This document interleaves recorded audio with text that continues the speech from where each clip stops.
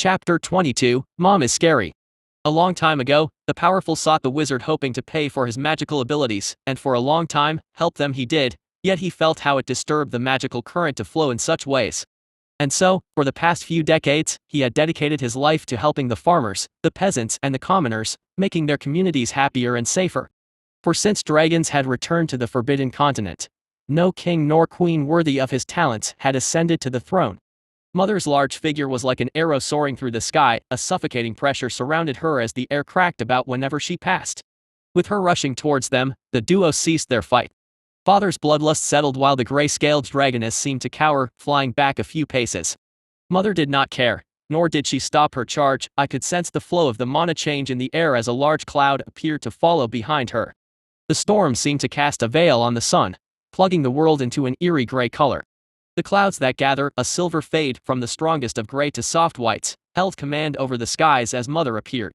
The silver hues were as molten silver, swirling in steady and radiating ripples. My eyes shone in excitement, for I loved the gray color, and I loved the atmosphere which was so subtly electric and alive with an excitement for what is to come. The rain soon followed as Mother passed overhead. The water drops appeared determined in a wind that moved as the current of 1,000 rivers. My scales tingled in excitement as I felt the mana dance alongside Mother. Her figure continued straight towards the gray-scaled dragoness as a wind blade shot forward ahead. The familiar shield which protected the dragoness's body all along reappeared as it met with Mother's attack. As both sides clashed, their magic seemed to get nullified as both Mother's wind blade and the defensive shield shattered. Yet Mother did not seem to care. Her golden eye had a tinge of red to it as she used her tail to attack her opponent, sending her crashing towards the ground with a bang. Roar! With her adversary down, Mother raised her head towards the sky as the storm raged about surrounding her and unleashed a terrifying roar. Even so, Mother did not seem satisfied with only that. A wind tornado materialized from thin air. I sensed none of her energy from it, only mana. It then rushed towards the downed dragoness, giving her no time to rest. I was unable to see if the attack connected since the fight was a distance away, yet a roar full of pain confirmed my suspicions. I could see Mother's body standing in mid-air as she coldly glanced at her opponent. The red hue still did not disappear from her eye as she took a nosedive towards her enemy. Her wings were tucked backward, boosting her speed as she reached the ground. A loud boom soon followed as a cloud of dust rose to cover the entire area, yet I did not hear any cry of pain. Did she miss? I wondered. Father, who was watching the entire fight unfold in mid-air, seemed to suddenly lose interest as he made his way back to us. His magic shield disappeared as well. It's over. My eyes moved from Father to where Mother had disappeared off to, and as if to answer my question, her figure reappeared in the distance as she made her way to us. The storm slowly faded away as sunshine, which seemed to go all the way to the soul, broke through the gloomy clouds, the sort of light that makes one glow a little brighter inside. My eyes gazed at her in awe and curiosity as she landed. Her claws had a few cracks in them and were caked in blood, yet it did not seem to be hers. So she did not miss after all. I gulped. Mother sure was scary.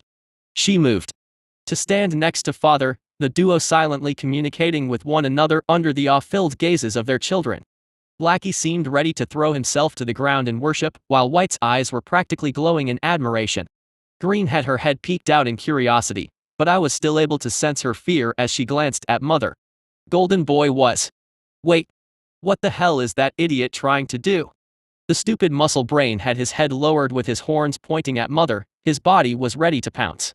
Mom did not seem to notice, or perhaps she simply did not care, yet that did not stop the idiot as he made a bold charge towards her. Well, he's dead. Not looking back, Mother gracefully flicked her tail, sending him flying backward headfirst to the ground as she continued her conversation with Father. I glanced at his still twitching body in wonder. He sure is resilient, but did Mother drop him as an egg for him to turn out this way? I shook my head. At least Green seemed to find the entire situation amusing. After what appeared to be a rather lengthy conversation, the duo finally stopped. Father's eyes turned to glance at us one by one. Our gazes seemed to interlock for a second as his voice resounded in my ears. Good luck, he said with a hint of amusement. Good luck. As I was wondering about what he meant, Father flapped his wings as he jumped to the sky. The wind from his takeoff was enough to push us back a few steps. Oh, he's gone, I inwardly mumbled. I watched his figure disappear into the distance before I turned my gaze to Mother, who was looking at us with an appraising stare causing shivers to run down my spine. A strong wind suddenly appeared as our bodies left the ground. My limbs flailed about uselessly as I tried to keep my balance. Mother seemed almost amused as she watched us struggle. Well, not all. Green looked to be having the time of her life as she glided through the air. How the hell is she doing that? I grumbled. Chapter 23, Jump. His hair, dirty blonde and a little greasy, were fake, as was his mustache and uneven teeth. He looked 50 years old, but he was actually in his 20s.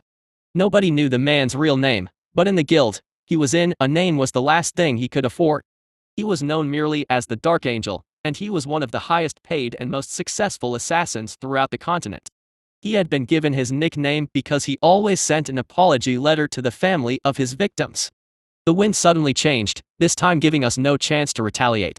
Even Green, with her abnormally large wings, was unable to keep her balance as Mother jumped to the air with a mighty flap of her wings. The wind carried us as we followed after her. This is her mana? I inwardly mumbled. I could sense the different types of mana surrounding us. It seemed to be listening to Mother as it followed her orders. A part of me was curious, what would happen if I tried to communicate with said mana? Perhaps it was a stupid idea, yet I couldn't stop myself from trying. I closed my eyes as I reached out, trying to feel it. It was different, not the type of mana I was used to. This one was wilder, more untamed. It completely ignored me and did not seem to care about anything, or rather anyone other than my mother. So this is wind mana? My eyes shone with excitement. Although it did not listen to me at all, that did not mean I had no way of commanding it. If before I tried the nice approach, then now there was no reason to continue with that, since it did not seem to work. I closed my eyes again as I tried to concentrate. We were soaring through the air, so wind mana was strong all around us. This time, instead of trying to be friendly and asking for its help, I instead tried to force my will onto it, compelling it to heed my command. A small subtle change occurred. It reacted, yet it did not seem pleased at being ordered by me, so it struggled against me. My energy unconsciously flowed out, forcing the mana to settle down as it begrudgingly formed a small palm-sized wind tornado above my claw. The little tornado barely formed before the mana retaliated with even stronger vigor, causing it to disperse. Looks like that's my limit for now. My control over my energy was still lacking, hence I was unable to keep the mana under my command. Looks like I will have to work on my control when we go back. Wait, where the hell are we? My eyes scanned our surroundings in curiosity. While I was busy trying to use wind mana, Mother had brought us on top of a giant cliff. It was a tower of gray rock rising in salute to the sun. As my paws touched the ground, I first glanced at Mother, who nodded to herself before peeking at the ledge. The ground was far, too far below. The cliff was dizzyingly high and appeared to be in a cylindrical shape. Damn, that's a long fall. I gulped. Wait, why are we here? I wondered as I turned towards my mother, awaiting her explanation. Her gigantic body moved closer as she extended her wings to cover us all in what might have looked like a motherly hug, yet her next words caused my blood to run cold. Jump. A simple word, yet my heart almost stopped at it. Jump. Is she crazy? There's no way we'd survive that fall. For the first time, Golden Boy seemed to hesitate and chose not to rush forward. His wings were the smallest out of all of us. I could sense that his emotions were in disarray. He tried to step away from the edge but was met with our mother's wings, which blocked his retreat. Shit, she's not letting any of us back down. My mind was going into overdrive as I tried to think of a way out of this. It was then that Mother spoke again. Jump to fly, not to fall. She then gave us a gentle, encouraging push. Surprisingly, our youngest, Green, was the first one to gather her courage. Her eyes darted between Mother and the long fall before a glint of determination filled her gaze. As she unhesitantly jumped off, I watched with an open mouth, her figure plummeting towards the ground with unprecedented speed. My body unconsciously moved as I rushed to glance down. I was not the only one. White, Golden Boy, and even Blackie seemed nervous as they dashed towards the edge to see if Green had made it. Roar! Her tiny cry reached our ears before her small figure rose through the air. She was flying. My eyes widened in amazement as I watched our youngest soaring in the sky. Damn, what am I still doing here when I'm supposed to be the eldest? I mentally steeled my resolve. My eyes unconsciously wandered to the ground below, yet I shook my head, ridding myself of any useless thoughts. Jump to fly, not to fall, huh? With Mother's words still resounding in my ears, I closed my eyes. And jumped. The feeling of weightlessness overtook me as the loud wind howled through my ears. I was falling fast, yet time seemed to stand still. The air pushed against my scales as I picked up speed. It was very windy, very loud, and incredibly fast. My mind had no time to think, but my body seemed to know what to do. I straightened my tail and slowly spread my wings, and then I flapped. I am flying. A roar of excitement escaped my throat as I soared through the sky. The feeling of was indescribable, my mouth unconsciously curled upwards as I watched the scenery pass by below. The wind howled to my left. I turned around to find Green, who seemed way more excited than she had ever been. Her tiny body danced through the air gracefully. She even managed to make a few spins before flying close to me. Although I was in the air, flying in a straight line without making any abrupt turns was the best I could do at the moment. The little brat was a genius when it came to this. Wait a minute, how do I land? Chapter 24, Training. It is in our darkest moments that our souls will shine the brightest, and that is exactly what makes us knights, for we are the guides in an age where cruelty isn't seen as outrageous or wrong anymore. We are the ones that ride into battle when the rest cower behind their walls, in an age where bravery is but a whisper of the past. We have our shining armor and the most glorious stubbornness to stand up for what is right. All for the sake of taking the tongues of tyranny and ramming them back down their throats. For that is what it means to be a knight in shining armor. I did end up figuring out the landing part, though it wasn't very pleasant as it involved me kissing the ground and causing a small crater from the force of my crash. Definitely do not recommend. Green, on the other hand, had no such problem. She landed with grace next to me and brought her snout closer as she licked my face in worry. I'll be alright, no serious injuries. I reassured her with a low growl. She then hastily climbed a tall tree branch from where she launched herself in the air to continue with her flight. It seemed we still lacked the ability to properly take off from the ground. As I was thinking about such a thing, my eyes wandered to the giant cliff a distance away. Mother's figure was still vaguely visible from way down below, where I was at due to her enormous size. My eyesight was not able to spot White and the rest. My ears perked as a loud cry full of panic rang out. It seemed like someone jumped. I squinted my eyes as I tried to make out the small figure free falling headfirst towards the ground. Is that Golden Boy? Wait, isn't he falling a bit too fast? Shit, open your wings, stupid. My claws unconsciously sank to the ground as I watched my younger brother fail to open his wings. Just as I braced myself for the worst, a gentle wind suddenly appeared, cushioning his plunge but not quite preventing him from hitting the ground. That was Mother's magic, wasn't it? I inwardly mumbled as I peeked at the steady figure standing at the top of the cliff. I was unable to see her eye, yet I still felt as if she was looking at me. As if to confirm my suspicions, her mana abruptly materialized around me, forming into a column of air that moved rapidly round in a funnel shape as it gently carried me back to the peak. Blackie and White were nowhere to be found, so I reckon they had already jumped and were off flying somewhere. Even Green was nowhere to be seen. As soon as I reached the edge, Mother had already brought Golden Boy, who had a few scratches on his scales, back as well. Her one eye glared at him menacingly, causing him to lower his head. Mother then lightly growled before she used her wing to push him off the edge. Golden Boy's cry once again resounded throughout our surroundings as he fell headfirst to the ground. This time, he managed to barely open his wings in the final seconds, though it was still too late for him to properly take off, hence he was sent crashing down towards the trees. I watched in curiosity as Mother seemed to communicate with the surrounding mana, causing a gentle breeze to cushion his fall once again. I was able to see it. The mana formed what looked to be a small thin thread between Mother and her spell. The strand of mana appeared to be almost flimsy, as if all it would take to break it was a small tug. So I'm guessing that's how she controls her spells from the distance. A small thread of mana, interesting. I should also give it a try. I inwardly mumbled. Meanwhile, Golden Boy was once again brought back to the peak with Mother's magic. This time, however, she did not gently push him with her wings but used her tail and sent him flying through the air. I could sense the irritation souring her mood. Yep, Mother is scary.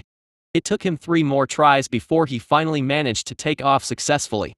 Hearing his roar filled with excitement, the edges of my mouth curled upwards into what would probably count as a terrifying grin by human standards, yet I could care less.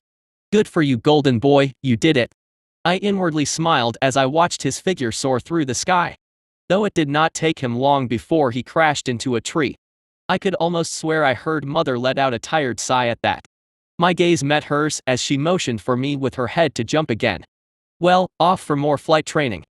With the initial nervousness gone, I swiftly ran and launched myself off the ledge. I could sense Mother's mana flying by my side, ready to intervene should anything go wrong. Mother is scary, but still, she's also quite caring. With her constantly keeping tabs on us with her magic, we faced no real danger. I might have gone a bit too far. I inwardly muttered. I admit, flying was more fun than I had expected. The feeling of freedom as the wind caressed my scales and wings was indescribable. And so before I knew it, I somehow ended up a distance away from the cliff. Hell, I was no longer able to see it. I scanned the land below in curiosity as I flew at a low altitude. My gaze suddenly hardened as I spotted a menacing, slavering creature stride out from behind a tree and glare at me. It was large with bony limbs. The creature's forelimbs were rather lanky compared to the rest of its body, with short back legs. From its stomach grew two more stubby arms, which were completely caked in blood, probably used for grabbing prey. The head appeared to be a solid sphere, but it opened its jaw extremely wide to let out a horrifying, slavering snarl, unfolding its head almost like an onion as it revealed rows upon rows of yellow teeth. That's disgusting, was my first thought. How dare it glare at me with those eyes? Was my second thought. I inwardly frowned as I circled the monstrosity from the sky. My claws seemed to be itching for a fight. Well, I guess I can try Mother's technique on it. I inwardly grinned as my heart sped up in my chest with excitement at the upcoming fight. Chapter 25 Clash. Grandpa moved like a clockwork soldier at times, especially in winter. He said it was the sword injury he got back in the Continental War. Somehow the injury never fully healed. Even so, it didn't stop him at all. He tottered just as fast as the rest of us walked, often faster. I asked him about it once, about the day he left the battlefield, about the day it happened. At my question his face fell into an expression I'd never have associated with his features before. Under that spirited personality was someone more vulnerable than I could have guessed. I never asked again. The Continental War, what kind of war was it to cause Grandpa to have such a face? The monstrosity below kept its gaze strained on me, with its teeth bared in hostility. I glared at it in contempt. It wasn't wise to underestimate my opponent, that I knew, yet as I glanced at its repulsive figure, something seemed to cause my blood to boil. It was as if the creature below was beneath me. I didn't quite understand my feelings, nor did I try to change them. I simply accepted them as a fact. Though I still kept my guard up, nothing good would come from underestimating an opponent. As I circled the monster from the air, my eyes remained locked on him, ready in case he had some sort of long-range magic attack, though I doubt it. No harm in being cautious. My mind wandered back to my mother's spell. That thin strand of mana as she controlled her spell from the distance. It was different than what Father did with his long-range dragon breath. Father used his energy to form the attack and mana to push it forward while guiding it towards his goal. Mother's spell was different. She used a small string of mana to communicate with it, causing her spell to activate from a distance. Okay, let's first test the waters with a dragon breath. With my mind made up, my wings fluttered as I came to a stop right above the monstrosity while it continued to growl at me menacingly. My jaw opened as I took aim. The familiar bluish orb formed before I sent it flying towards the creature, leaving a trail of blue in the sky. I did not use any mana to push it forward since the distance was not far and merely relied on my energy. The creature's two small eyes widened as it swiftly dodged my attack, which caused a medium-sized crack to appear on the ground as it pulverized a dozen trees. It's fast, I inwardly mumbled. Since it had short back legs, I assumed speed was not one of its strong points, but it seems like I was wrong. No matter, I hold the advantage since I have the high ground. I inwardly chuckled, before opening my jaw and releasing another dragon breath, not giving the monster any time to rest. Roar! Another loud explosion ensued as dust seemed to fill the area, obstructing my vision. Shit, that was a bad call. Did I get it? I wondered. My thoughts were cut short as my ears perked at the sound of something breaking the air at an extremely fast speed. Danger! My scales tingled as I flapped my wings, evading a giant tree trunk that had been sent my way. What the fuck? That was too fast. Thankfully, I reacted fast enough. I breathed a sigh of relief. My eyes hardened as the dust settled. The figure of the monstrosity standing in the middle of the ground crack came in sight. It held another tree trunk within one of its lanky forelimbs. Our gazes interlocked for a second as sparks seemed to fly before the monster sent the tree trunk my way. This time, however, I was already prepared. I mentally reached out to the mana in my surroundings. The familiar energy I was close to answered back. Unlike when Mother did it, what appeared was not a gust of wind, but a water wall. I was just as surprised to see it appear so suddenly. I did not give the mana any specific order and simply asked for its help to block the attack, causing the water wall to emerge in the middle of the sky. The flying attack was neutralized as the tree bark clashed with the water wall, which caused it to stop before it fell to the ground harmlessly. The monstrosity did not seem to like that as it released a shrill cry. I frowned. Dragon breath is useless since the fucker just keeps on running around dodging it, so I guess the best course of action would be to try Mom's attack. I once again reached out to the mana in my surroundings. I did not quite know how to recreate her spell. Wait, do I have to recreate it? I inwardly mumbled. Mom used a thread to control the mana in her surroundings, but does that mean I also need to do that? Let's try it out first. I took a deep breath, clearing my mind from all useless thoughts. I could feel the various strands of mana dancing around me. The wind type was the strongest, yet since I didn't seem to have a strong affinity with it, it was useless to me. Water type mana was also present in the air, though it was a bit weaker, yet my affinity with it was the strongest. It seemed to react to me as it danced joyfully while brushing itself against my scales. I sent my intentions to it, asking for its help. Once again, this time to defeat the monster below. The mana reacted with excitement. Its temperament seemed to change with mine as if it was able to sense my bloodlust. This time, I imagined a large pillar of water rushing from the ground below the monster's feet, sending him flying to the air, and the mana complied. The creature had no time to react as a sudden water column appeared abruptly, sending it hurling through the air. Dodge this, you ugly bastard! Roar! With him in the sky, the monster had no way to avoid my dragon breath as it hit him head on, instantly pulverizing his entire upper body. His lower half, on the other hand, fell to the ground with a loud thud. Well, that was bloody. Chapter 26, A Big Brother. The days are getting lighter, summer is already upon us, the morale of the people is rising. I've spent this past winter fighting, but my scars are healing well. My sword is quite blunt after so many battles, but every one of them was necessary. Though I have no more use for it now, the Continental War is finally over and I can finally rest. Only peaceful days are ahead for our people, and I will finally be able to walk among them, away from all the bloodshed and fighting. Peace is our only prize, it's all we want, and it's all I ever wanted, peace to raise our families in prosperity. A hero I may be, but I am no longer needed. The monster was dead, yet I did not let my guard down. I had no idea if this type of abomination lived in a pack or if one of its friends was nearby. My eyes scanned the forest below, the energy swirling in my heart, ready to pounce at any second should anything pop out. Luckily, my worries were unwarranted. After a few circles in the air, the area below seemed safe, and so I flapped my wings as I brought myself down to inspect the remains of the monster. After a not-so-graceful landing, I carefully approached the abomination, admiring my work. Dragon breath was indeed too strong, the upper body was completely blown away, not a single piece remained. I may have overdid it. I inwardly grumbled. My mind wandered back to the spell Father had used to extract the heart from our previous prey. I wonder if I'll be able to do that someday. Throwing a final glance at the dead monster, I shook my head in disappointment before I turned to take my leave. The sun was past its zenith, but it seems I still had a few hours of sunlight to explore before it gets too dark. Now for my takeoff. The edges of my mouth curled upwards in excitement. I still had a problem with taking off due to the size of my body. Hence, once I was on the ground, it was hard to get back into the air without some sort of high place to jump from. The attack I used earlier, however, inspired me to try something. I closed my eyes and reached out to the mana in my surroundings. Moments later, a similar water column appeared from under my paws as it gently lifted me into the air. My grin widened as I rose from the ground. Mana sure is useful. I nodded in satisfaction before I spread my wings and jumped. The water pillar gave me the height boost I needed to take off, and it did not take long before I was soaring through the air once again. Perhaps I should go back soon. I don't want to get stranded in here when it's dark.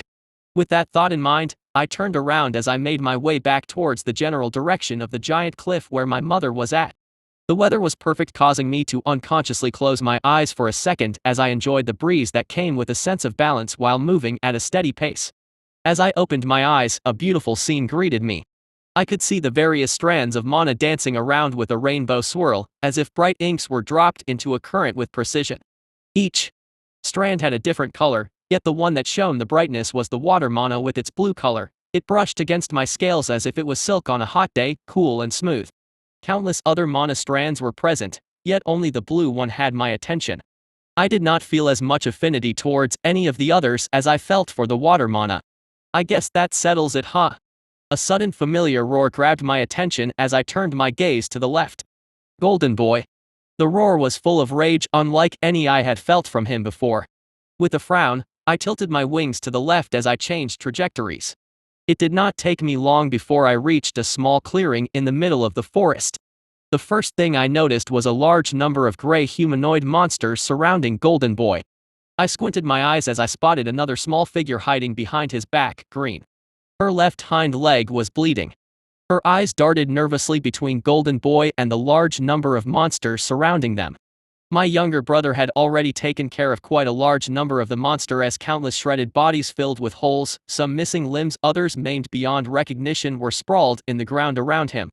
His two large horns were caked in blood as it dripped onto his face, giving him a savage look. His eyes glared at the remaining monsters with a pride befitting a dragon, as if daring them to make a move. None of his previous silly demeanor was to be found as he stood with his head raised high. I could see various small cuts on his golden scales, yet no serious injuries. I then turned my attention to scan the monsters that caused my younger siblings so much trouble. They looked relatively humanoid. The strange part about them was their faces and arms. In the middle of their faces was a single eye that stared back, seemingly devoid of any type of emotion. The arms were abnormally long with what looked like sharp claws, and their entire bodies were completely gray. Well, what sort of big brother would I be if I just sit back and let you bully my little siblings? My jaw opened as I let out a roar that caused the sky to shake. All eyes turned towards me as I nose-dived from the air, swiftly launching a dragon breath on the unsuspecting monster crowd, causing a few dozen casualties. As I was about to flap my wings to rise back to the sky, a sudden rock broke through the air as it made its way towards me, forcing me to land in front of Golden Boy. My back faced him as I growled menacingly at the group of gray monsters while baring my teeth. Golden Boy's eyes seemed to shine as stepped forward to stand by my side. Green sheepishly followed as she hid under my wing. This should be fun.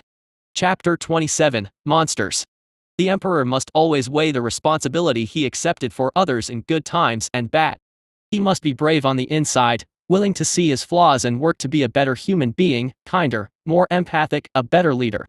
He must be brave on the outside and lead from the front regardless of personal cost. After all, the Emperor is a wise keeper of peace, one who is fair. Always remember that, my liege. I'm not very sure about Green's fighting abilities, but at the end of the day she is a dragon, and she also managed to complete the hunt, so she should be fine. I thought as I glanced at her small figure still hiding under my wing. She raised her head as our eyes met before she licked my shoulder, since she was still unable to reach my face. Oh well, she's injured, so it might be best for her to sit this one out. I lowered my head and nudged her back a few steps with my snout. Green seemed surprised at that and was about to step forward when I stopped her with my tail and shook my head. She seemed to understand my intention, yet still looked worried with her head lowered. Don't make that face, just leave this to your older brothers, I grinned as I patted her head with my tail. I was still unable to converse with them as father did with me, yet that did not mean that I couldn't use my emotions to send my intentions to her. This finally seemed to do the trick as Green calmed down and stepped back. Now then, it's about time we take care of the trash. I turned to glare at the group of humanoid monsters. None of them were able to meet my gaze head-on as they averted their eyes. Roar.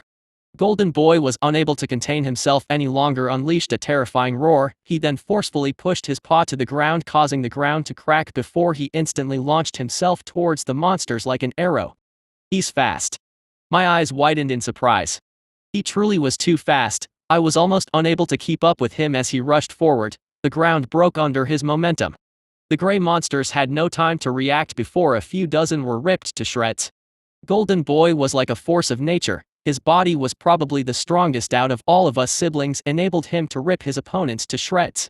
His claws tore limbs and heads whenever he passed. Although surprised and with dwindled numbers, some monsters still managed to react as they hurriedly moved out of his way, while occasionally launching a few rocks out to try and stop him. Some even tried to start their counterattack using their sharp claws. Though a few blows did manage to land on Golden Boy, leaving a couple of scratches on his scales, the one-eyed monsters were not able to escape unscathed as they were ruthlessly slain by him. Anyone that came closer to Golden Boy forfeits his life. But still, their numbers are too large. Although their individual strength is not impressive, their numbers are terrifying. Even Golden Boy with his stupidly strong body and high stamina will not be able to keep this up. Roar. My maw opened as another spinning bluish orb appeared before it was sent flying towards the gray one-eyed monsters, leaving behind a blue trail in the air.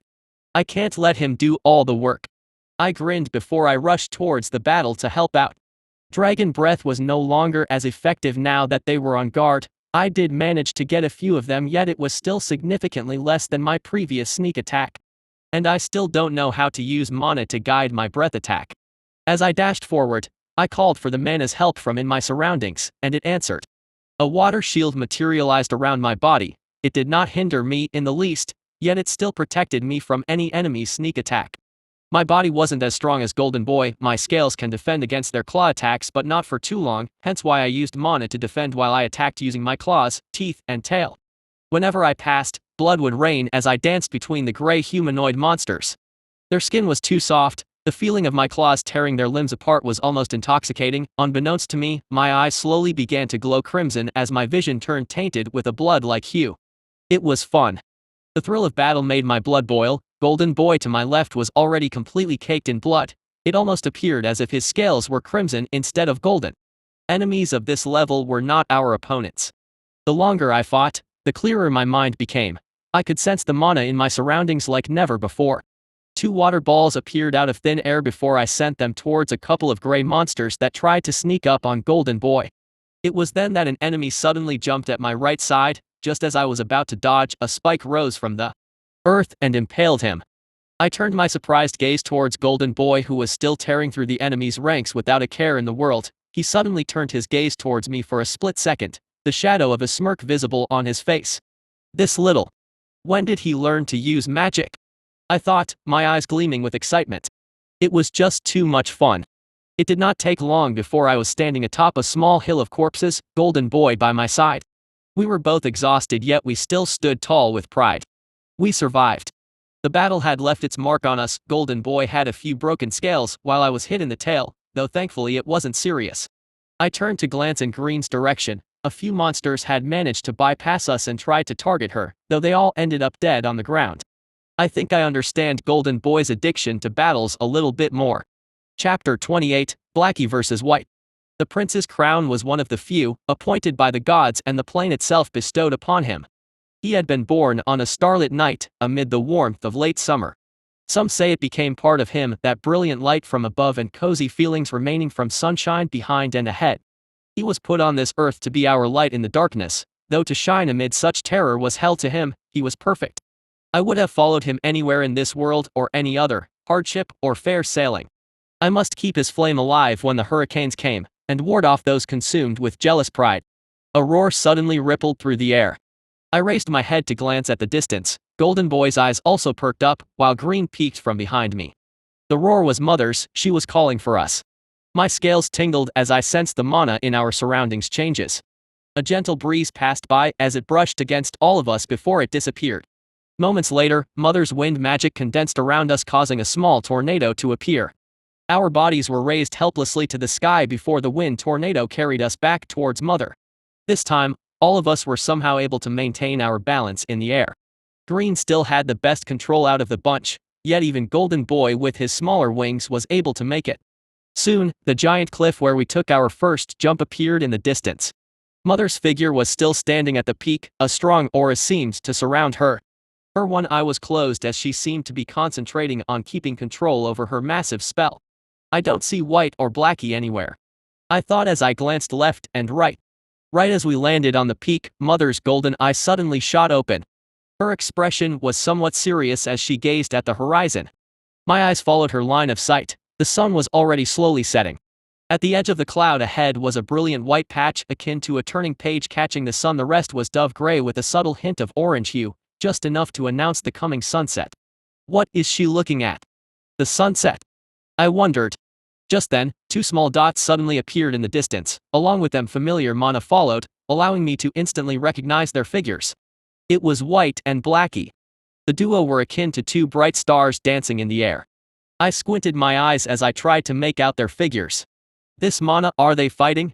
I inwardly mumbled. Mother did not seem to have any intention of interfering. In that case, there is nothing I can do but watch as well. This is their fight after all, not mine. The duo's battle slowly edged closer to our side. their figures became clear as both hovered in the air with bloodlust soaring out of their bodies. White's usually unblemished scales were tainted red by a long claw mark to her left side. Blackie was no better, 3 small holes were open on his chest as they constantly spew blood. It seems like they are quite even. It was then that a dark shadow seemed to extend out of Blackie's body and into the sky. The dark realm that extended from his body completely submerged his side of the battlefield. At that, White's mana suddenly soared, causing her body to shine brightly, making it almost impossible to make out her figure. As if on cue, the duo then rushed towards each other with the intention to kill. From down below, it appeared as if the sky was split into 2 sides, one black the other a shining white as they clashed. The sound of their bodies colliding alongside the shockwaves from their fight surprisingly managed to reach us, forcing Green to take a couple of steps back. I alongside Golden Boy were unconcerned. There was no need to mention Mother. I'm sure a clash of this size is nothing but child's play in her eyes, I thought before turning my gaze towards my siblings, their fight reaching its climax. When the hell did they also learn to use magic? I inwardly grumbled. Although they were fast, I was still able to keep with their movements. Blackie used his black mana to boost his strength as he coated his claws with it. White on the other hand used her light mana to increase her speed and agility, while also occasionally using a few light ball attacks from the distance as she tried to keep Blackie at bay. Both of their mana use was still very much unrefined, even I who was a complete beginner was able to see that, yet still, their talent was terrifying. They are adapting at a frightening pace. Hell, isn't this a little bit too fast? I grumbled in annoyance. I could see it, the longer they fought the stronger they became. Blackie was slowly getting the hang of his strengthening magic, while White was getting faster by the second.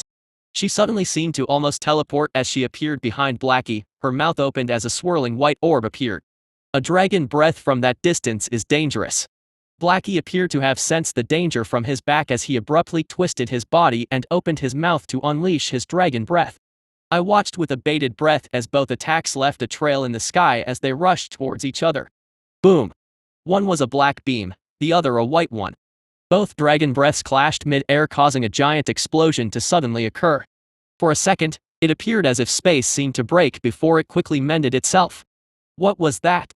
Neither side was able to gain the upper hand as both of them were suddenly hit by the backlash of their attacks. I could sense their mana get thrown into chaos as they fell from the sky. So it ended with a draw. I mumbled. Mother used her magic to grab both sides as she prevented them from hitting the ground and gently brought them over to us. Golden Boy's eyes were practically shining as they gazed at them, his fighting spirit seemed to have been ignited. So they lost consciousness. Oh well, I guess it's understandable after unleashing a stupidly strong magic like that, I thought with a smile.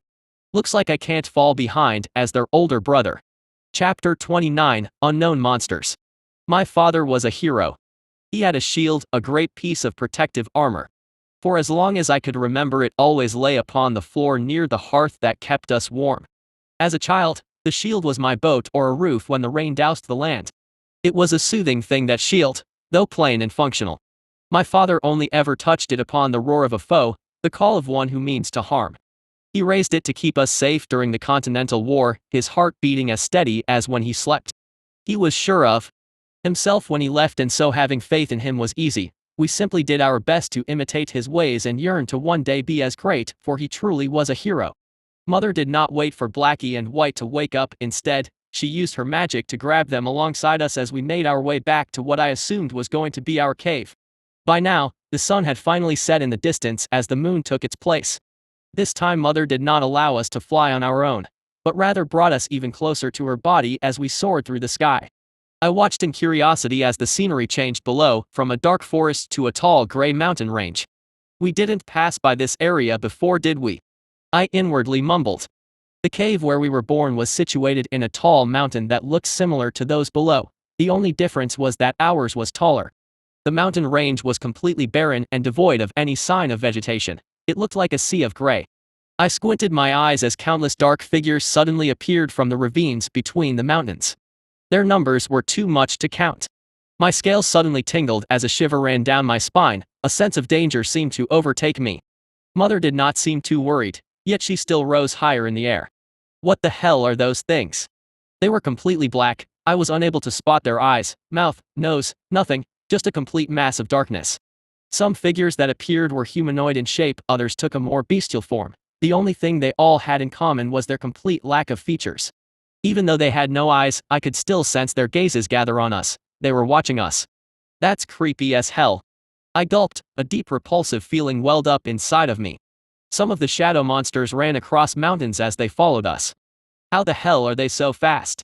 My eyes widened at the sight of a particular figure with wings on its back.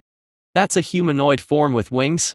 Just as I was trying to make out its exact features, the monster abruptly shot towards us with an incredible speed, leaving behind a black trail in the sky. Mother, who had her gaze in front of her the entire time, suddenly turned her golden eye to the monster. I could sense her disdain as she let out a low growl. The shadow monster was barely able to cross half of the way towards us before a sudden rush of wind appeared out of nowhere, slashing at his body like blades.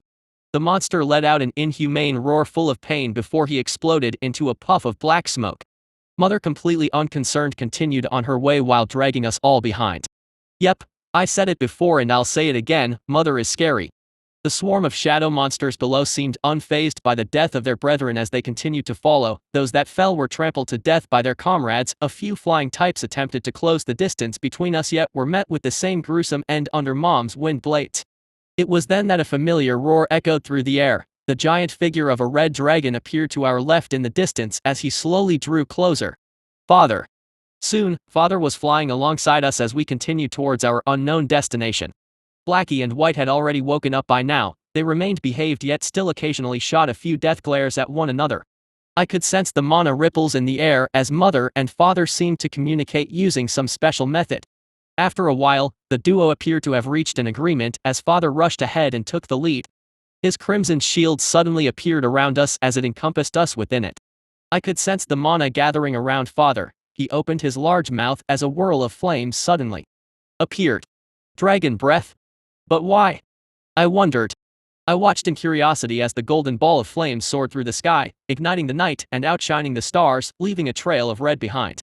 Just then a large tear in the sky appeared as a shadowy claw struggled to push itself out of whatever abyssal plane it came from. Father, however, seemed to have already anticipated his appearance as his dragon breath collided with the monster claw, instantly pushing it back to its plane. An unwilling roar soon followed as the space gash closed while we continued on our way as if nothing had happened. Wait. That's not normal. Are we just going to ignore the fact that Father just pushed an eldritch horror into the nether? What was that? I mentally complained. My eyes glanced at my mother, who had a calm look on her face as if everything was expected. My siblings, on the other hand, did not seem to notice the bizarreness of the situation and were instead staring at Father's figure with newfound admiration. Am I the only normal one in here? I curiously peeked at the ground below as the scenery changed once more. This time the gray mountain range was no more, and instead a large grassland suddenly appeared with a set of ruins that extended for as long as my eyes could see. A city. I mumbled in amazement. Chapter 30, Home. Folded in the breast pocket of Gabriel's shirt is a yellowing piece of paper. The paper had been with him for years now, ever since the war had ended. It almost started to fall apart, yet he tried to take extra care of it. The paper had become wet in Grandwood's forest while the ink had run a little, making the hurried writing even harder to decipher. But that mattered not, for he knew what every word said and what it meant to him. It had been penned by his little brother, too young to enlist, but forced to anyway. They'd signed up on the same day but been separated into different fronts. He didn't think that he would die. The day he discovered that his brother had perished, something inside him died as well. A numbness took hold of him and he was unable to cry like his mother and father. The feeling of loss and helplessness was so much that mere tears would not assuage it. It has been years since the end of the Continental War, and he had continued with his life, run a small blacksmith store and had a family. But he always kept that letter safe with him. I love you, Hop. The old ruins below on the endless plains were so strong in foundation that they lasted for what appeared to be generations. My eyes glanced about in curiosity at weather-worn stone pillars surrounded by dead clumps of grass. Half-crumbled buildings were neatly packed together with cracked blocks and stones broken up by meandering tree roots. The massive ruined city, with its hundreds of stone temples, passages, stairways, and statues, rose up like a hand praising the heavens. I could only imagine what it might have looked like before. Soon, however, we passed by the plains, leaving the ruined city behind. I was almost reluctant to leave, my eyes were still drawn to the old ruins which almost seemed to whisper of hidden treasures and tales of adventure bold. Glancing below as the scenery changed once more, this time reverting to another forest. To my surprise, instead of continuing on her way, Mother slowed down before she began to descend towards the dense wood. Father was right behind us as he followed, his eyes darted left and right as he scanned the area, almost as if he was expecting someone or something to suddenly show up. So we already arrived, I thought as we drew closer to the ground. Just then, however, the scenery ahead suddenly changed as we passed what felt like an invisible veil. The endless forest was no more, in its stead was a large green mountain. My mouth opened in amazement at the sheer size of it. Did we just teleport elsewhere, or was that just some sort of magic that hides the mountain? I wondered as my gaze scanned our surroundings with a curious gleam. The mountain was about the same size as the gray one we were born in, the only difference was that this one was full of vegetation. As my foot meets the earthy path, upon the mountain's rising ground a feeling of peace washes over me, making me feel at ease. I glanced at my siblings to see their reactions. Green's eyes were sparkling as she raised her tiny head to stare at the distant mountain peak. White and Black were both very collected, they kept their emotions under check as they scanned our surroundings with little interest. Golden Boy was different. Once we had landed on the green mountain foot, his eyes instantly widened in surprise as he threw himself on the ground and rolled around. I was confused as I watched him run for a few steps before diving into the soil once again. My confusion was cleared seconds later as a warm, but strong yellow mana began to gather around his body. Oh! Does this mean that this place is full of earth mana which he seems to be compatible with? I guessed. I still had my suspicions about my siblings' attributes, but for now, my current guess was as followed. Green seemed to have an affinity with wind type of mana, taking into consideration her large wings and her natural talent for flight. Golden Boy, on the other hand, appears to be more compatible with earth type of mana, so a tank type. I nodded, that would somewhat explain his abnormally strong body and scales. White and Blackie are perhaps light and darkness if I had to guess. Well, at least from their previous fight it appeared as so. Then there is me, Water. My mind drifted back to my parents' affinities. Father is a red dragon with fire type mana, Mom is a gray dragoness with wind type. But strangely no red dragon had been born amongst us. Should I be thankful since fire can be considered as a poor matchup for me? While I was lost in thoughts, my father finally joined us.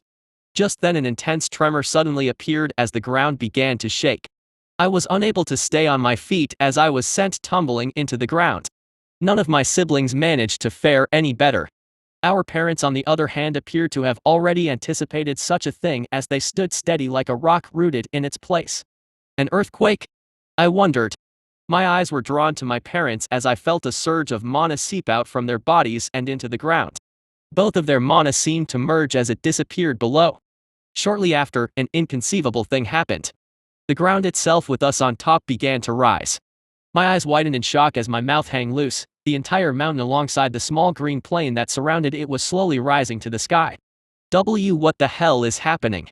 I turned to my parents who almost seemed smug as they glanced back at us. In that instant, both of their voices echoed in my ears as they simultaneously spoke with a strong, proud voice. Welcome home. For a second, my mind was momentarily blank. Home. This floating mountain is home. What about the one we were born in? Wait, forget that. How the hell did they even make an entire mountain fly? I gulped. It seems like I may have underestimated the true strength of dragons. Come. My mother's voice spoke to us all as she marched towards the peak alongside father. My siblings seemed to glance at me for a second before I hurriedly followed with them in tow. Home is it? As I rolled the word in my mouth, a pleasant feeling warmed my chest. I like that. Chapter 31, Life on the Mountain. Before the invaders arrived in their ships, each warrior had time to steel their resolutions and bid farewell to faraway lovers and children while trying to wipe all emotion clean away. Their minds as much of a battlefield as the beach at their feet. They had to in order for them to focus on the upcoming battle. Every stare lay firmly ahead, none able to take in the emotion of their comrades as well as their own. They heard the cry as the enemy came, and launched forwards without delay. The sand shifting under their boots was their homeland, and to see the foreign soldiers set foot upon it was all the motivation their hearts required. The beginning of the Continental War. It has been about a week and a half since we have arrived at home, as my parents called it. The floating mountain stayed high in the air, hidden behind the clouds. A faint transparent magical barrier surrounded it. The peak had an ancient dragon statue situated on top. The sculpture was made out of some strange material that looked like stone but was not quite it.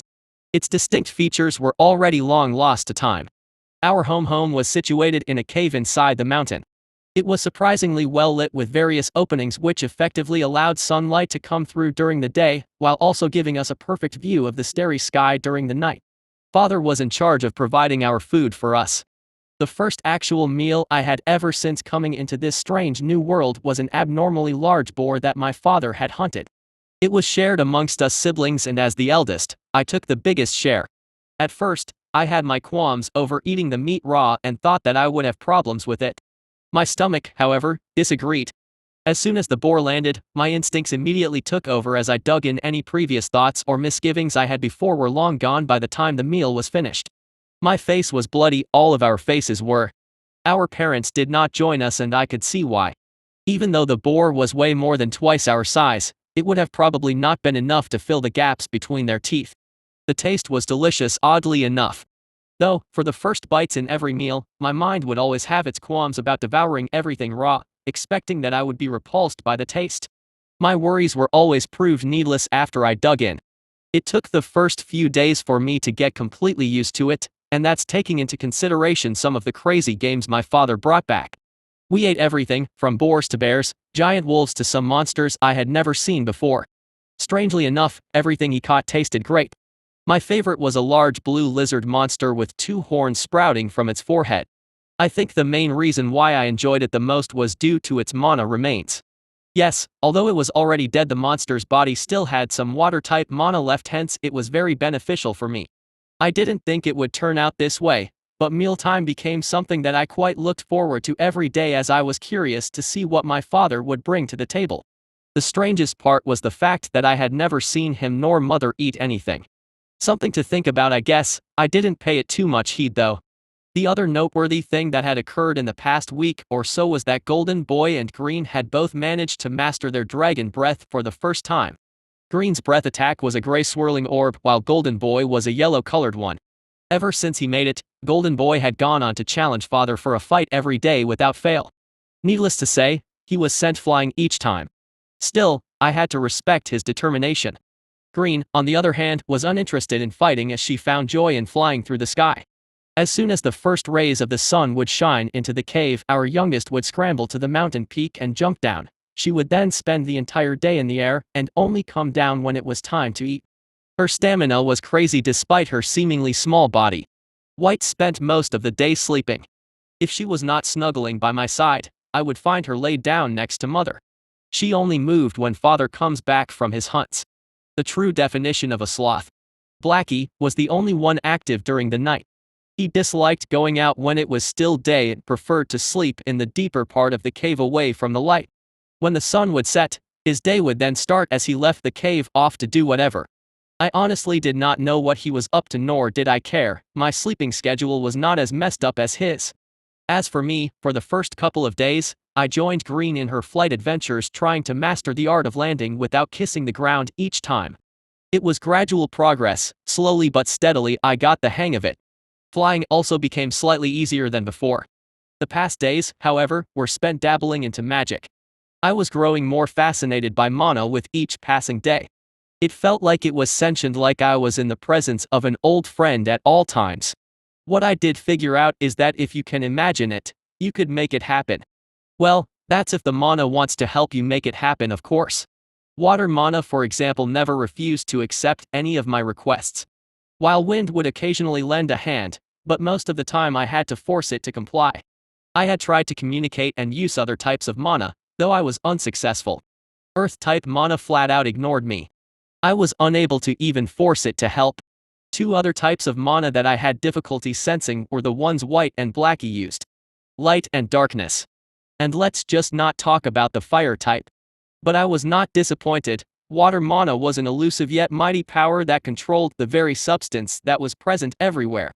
I was able to manipulate it in both liquid and solid form, and even managed to turn it into ice, which I concluded would be extremely beneficial in any upcoming fights I may face, though I still needed a bit more practice to hone my skills with it. While training with my water manipulation, a sudden idea sparked in my mind. Most living creatures consist of mostly water, no? Could I not try to manipulate that? Am I able to manipulate blood? Now that's something I have to try. Chapter 32, The Lake. It's one bunch of thieves stealing from another bunch of thieves, but only a fool would side with a pirate. They have no code at all, no honor, and though they would speak ill of the kingdom's soldiers and make a good show of it, they would slit the throat of any man, woman, or child at the smallest whisper of gold. The war with the empire only served to make things worse for the common folks, most of the warriors sent to fight in the front lines, but what did that leave for the poor fishermen and seaside cities? Bloody pirates. In concerns to the latest update on blood magic, I failed. Everything started out very well and then it wasn't. I thought my sphere of influence would perhaps extend to all liquid matters, but as it turned out, that wasn't true. Blood, in particular, was almost impossible to manipulate. It was as if a strange power bound it, making it difficult to wield. I started my experiments on some small animals and critters that inhabited the foot of the mountain. What I ended up figuring out was that I had no ability to manipulate another creature's blood or bodily fluid. But, on the other hand, I could to an extent manipulate mine, but only if it was not inside my body. By that I mean, I could manipulate a few drops of my blood if it was outside of my body, but I could not do it if it was still inside. This discovery led me to think, does that mean I can manipulate other creatures' blood the same way? Is it no longer bound to that strange power once it leaves the body? The answer to that was, yes, again to a certain extent. The method to use blood and will it to change forms according to my whims was by utilizing the energy that constantly swirled around my heart. For my blood, the energy needed for this was almost equivalent to that of a dragon's breath. A ridiculous thing considering all it allowed me to do was change its shape. A highly draining process with no practical uses, at least not yet. The second outrageous discovery was the cost needed to manipulate another creature's blood. It was twice that of dragon's breath. Twice. Needless to say, with my new findings, my dreams of manipulating my enemy's blood and turning it against them were pushed down the drain. Hence, I turned my attention back into researching water magic. A couple of weeks had passed on the mountain, and today Father had finally allowed us to leave. The clouds that constantly obstructed our vision of the land below cleared to show the same giant lake where we had our first hunt. With Father and Mother's permission, Green was the first to leave as she soared the sky, never heading too far from home. Mother's giant figure sat at the edge of the land, her gaze constantly scanning our surroundings while keeping an eye on Green. Golden Boy, who I thought would be one of the first to rush down, surprisingly didn't. With his discovery of earth magic, most of his days were spent sculpting what looked like dragon golems. The craziest part was that he somehow managed to make them move. Granted, it was not so graceful, but still, with this Golden Boy now had permanent sparring partners. I will admit, it felt a little lonely without him constantly nagging me for a fight. White did not move and continued blissfully sleeping outside of the cave while enjoying the sunlight. Blackie, on the other hand, left our home. His eye met mine as I stood next to Mother, overlooking the lake below. He then gave me a nod before lowering his head in submission and respect to Mother. I nodded back in acknowledgement, while Mother merely glanced at him before she continued watching over Green. Blackie did not seem to mind. He slowly walked to the edge and jumped. Moments later, his figure rose through the air and disappeared off into the distance. Now then, should I go as well? I thought before I turned my gaze backward. Golden Boy was still playing with his golems. Shaking my head, I followed Blackie's lead and jumped from the ledge. The feeling of weightlessness overtook me as the wind howled in my ears. This time, there was no nervousness in my actions. I waited until my body almost reached the forest below before I opened my wings, the momentum sending soaring onwards. I took my time. It was still early during the day. And so after a few circles around the mountain, I then made my way down to the banks of the large lake below. As I closed in on the ground, I raised my entire body upwards and extended my wings, which abruptly stopped my descent, yet that was exactly what I wanted. I steadily flapped my wings and gently lowered my body closer to the ground. Almost there. As soon as my feet touched the ground, a sigh of relief escaped my mouth. Safe. I was quite proud of my landing this time, considering I did not kiss the ground. I glanced upwards to see our giant floating mountain, which cast a huge shadow on one part of the forest. Green was still flying around without a care in the world. Her stamina is really scary, I inwardly mumbled. It only took me a few circles around the mountain before I was exhausted, yet she is able to stay in the sky all day. As soon as I landed, my attention was caught by the gentle whisper of the surrounding mana. Water-type mana was abundant here, and that made sense considering the giant lake in front of me. I made my way to the water, almost as if hypnotized by its summons. I could feel the mana dance around me with joy. As soon as my claw touched the water, something shocking happened. My eyes widened in surprise as my foot did not sink but continued to stand on the water surface as if I was standing on land. I was momentarily surprised by the absurd situation that I simply stood there blankly for a few seconds. Water mana surged from my surroundings as the lake water jumped and danced around my body. It almost appeared as if it was welcoming me. I took a deep breath to steady my excited heart before taking another step forward. Well, how about that? I can walk on water, I grinned. Chapter 33 Underwater. The divine chosen were heroes guided by the dragons, chosen by the Dragon King himself. The true creator. To say that they are tools created to fix a broken world is true, yet misses the point. We are all created. They are as real and sentient as the rest of creation. What they are is a special existence with powers bestowed upon them by the dragons themselves.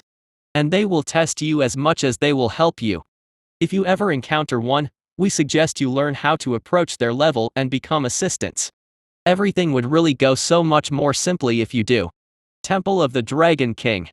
With the discovery of my new ability to walk on water, I steadily took one step after another as I made my way towards the deeper ends of the lake. Moments later, I was already too far away from shore. My mind was unbelievably clear. I took a deep breath as the smell of water and clear air rushed to my lungs. I unconsciously closed my eyes as I felt myself descend into a strange trance. With every breath I take, water-type mana rushes inside my body, filling me with unprecedented strength and clarity. Though it never seemed to linger. I could feel the mana make a cycle across my entire body before taking its leave when I exhale. The cycle continued with every breath I took. Inhale, exhale. My eyes were closed as a gentle feeling encompassed me. My entire body felt great. The tiredness from my previous flight gone. The dull pain I occasionally felt from scars I got during my first ever hunt with the werewolf slowly lessened before the pain completely disappeared. I could even feel the peculiar energy that surrounded my heart being restored. It felt as if it was being expanded even. For a while, I simply lost all touch with reality as I immersed myself in the pleasant feeling, wishing it never stops. Yet all good things must come to end. My eyes fluttered open as I felt myself getting pulled out of that strange trance. I glanced around in confusion. The scene that greeted me was all but normal. I was inside a water bubble. My mind took a few seconds to register that the pleasant feeling I had experienced was from the strange water that surrounded me. The second my senses cleared was when the bubble popped, causing the water to drop into the lake and leaving me standing on its surface with a confused expression. I moved my shoulder in curiosity. The pain was truly gone. Glancing down at my chest, the scar that the werewolf caused was still there, though it seemed to have grown duller. The one on my shoulder was the same. I felt reinvigorated. Strength filled my limbs as all my fatigue left me. What was that? Some sort of healing magic or something? I inwardly wondered, still confused, yet pleasantly surprised. Does this mean I can use water mana to heal as well? I thought as I pondered over the discovery. I felt at ease standing in the middle of the lake. I felt much more natural and at home than when I was in the cave. Glancing at the water below my feet, I was tempted to take a dip. Slowly, I lowered one of my wings to test the water, careful to only using a small part of it. I had some concerns over what would happen if my wings got wet. Flying would definitely be a pain then. To my absolute surprise, as soon as I brought the wing back from the water, it came off dry. The skin on it seemed to be almost waterproof of sorts. Wait, this seems like I'm built for water. I mumbled. I could feel that the reason why I managed to stand on the water was the mana, so it was a simple matter if I wanted to submerge myself in it.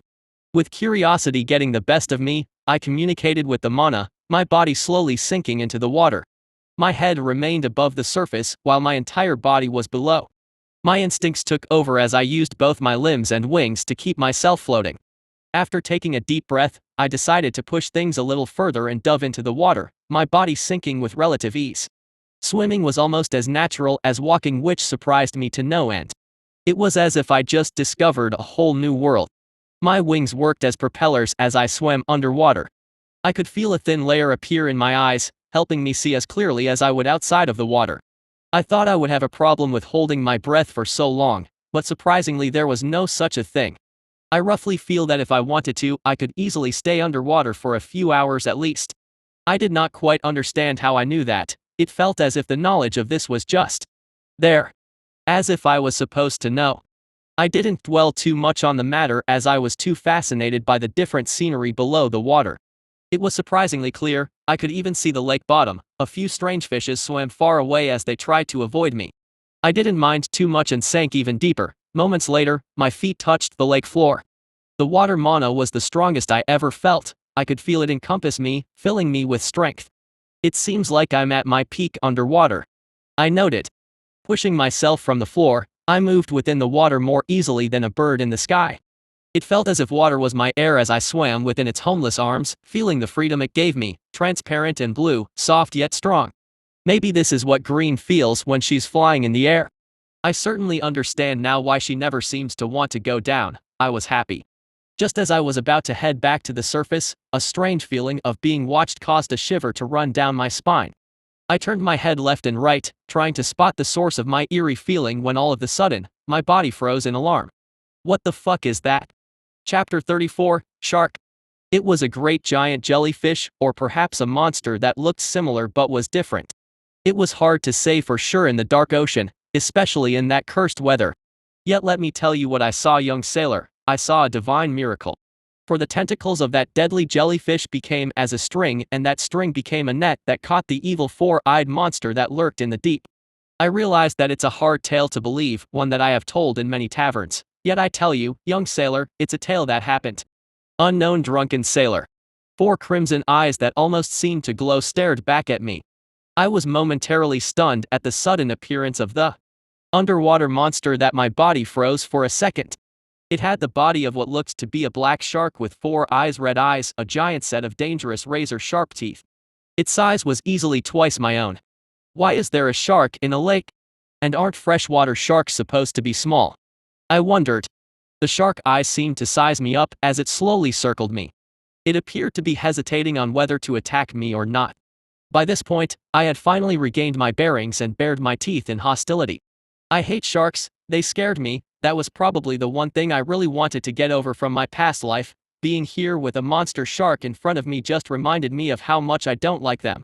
It doesn't matter anymore. I'm a dragon now. I glared at the monster with undisguised animosity, daring him to make a move.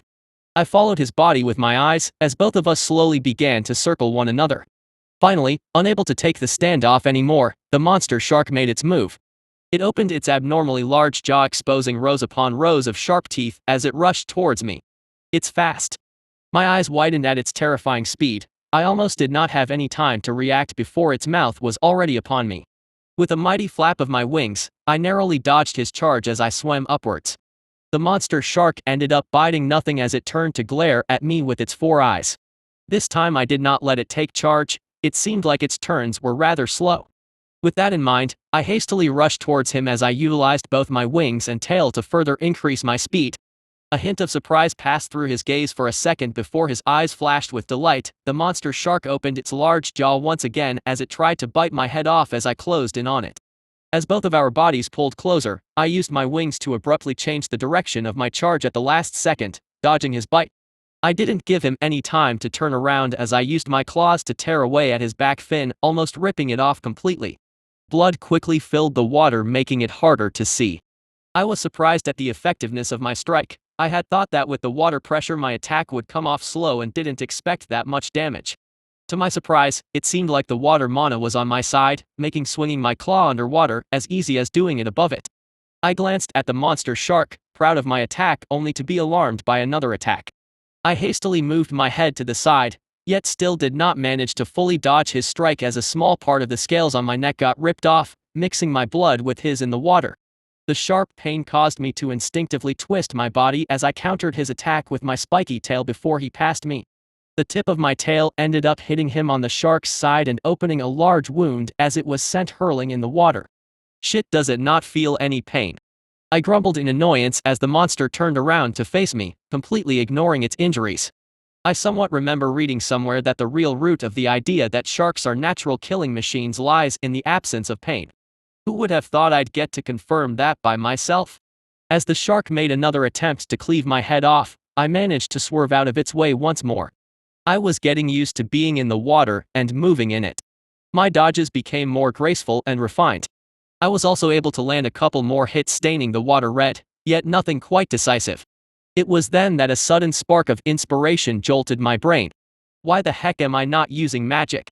I felt stupid at that question. I was literally in my element. The entire lake was mine to do my bidding. Thinking about that, a wide grin appeared in my mouth. It must have looked terrifying because it even managed to cause the monster shark to halt for a second. But it was too late for him. I communicated with the mana in my surroundings and it answered. The shark that was swimming towards me suddenly came to an abrupt halt as if it had hit a wall. I could see its body twitch as it tried to struggle and free itself, yet that was useless. My grin widened as I leisurely swam towards it, causing it to shudder as it struggled even harder. Yet it was all futile. The water itself locked it into place as it slowly began to crush it. I watched on as the monster shark's struggles intensified. One of its eyeballs widened before it popped off, soon another one followed, and another, and another. Seconds later, the monster that was twice my size was nothing but a husk of its previous form. It was crushed completely, its body flattened as all sorts of bodily fluids and organs escaped its pores.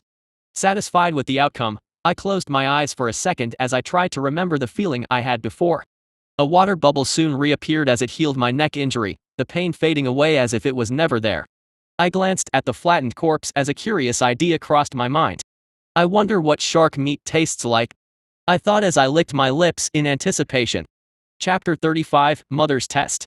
The thought of your face nothing but a whisper of my imagination. Since the day you took your sword and left for the war, I've been hooked carving your touch and smell. You left me incapacitated. My mind is empty, with my heart full of the pain of waiting. The ever-fading memory of your whisper torments my heart. The soles of your feet no longer come to my door. Your hands that carried me flowers, that cupped my face so intimately. Those hands that fought in vain alongside our countrymen. Your loss is mine, my dear, for your suffering lives on me. Memory of a lost lover. Who would have thought that shark meat tastes like chicken? I certainly did not. I did not realize how much of an appetite I had worked until the flattened corpse was no more. I had dragged it above the water where I ended up devouring it whole. I didn't feel any sort of special powers or effect from eating the meat, which was quite disappointing honestly. Glancing at the sky above, I reckoned a few hours had passed already since my descent from the mountain. I was feeling strangely tired and sleepy.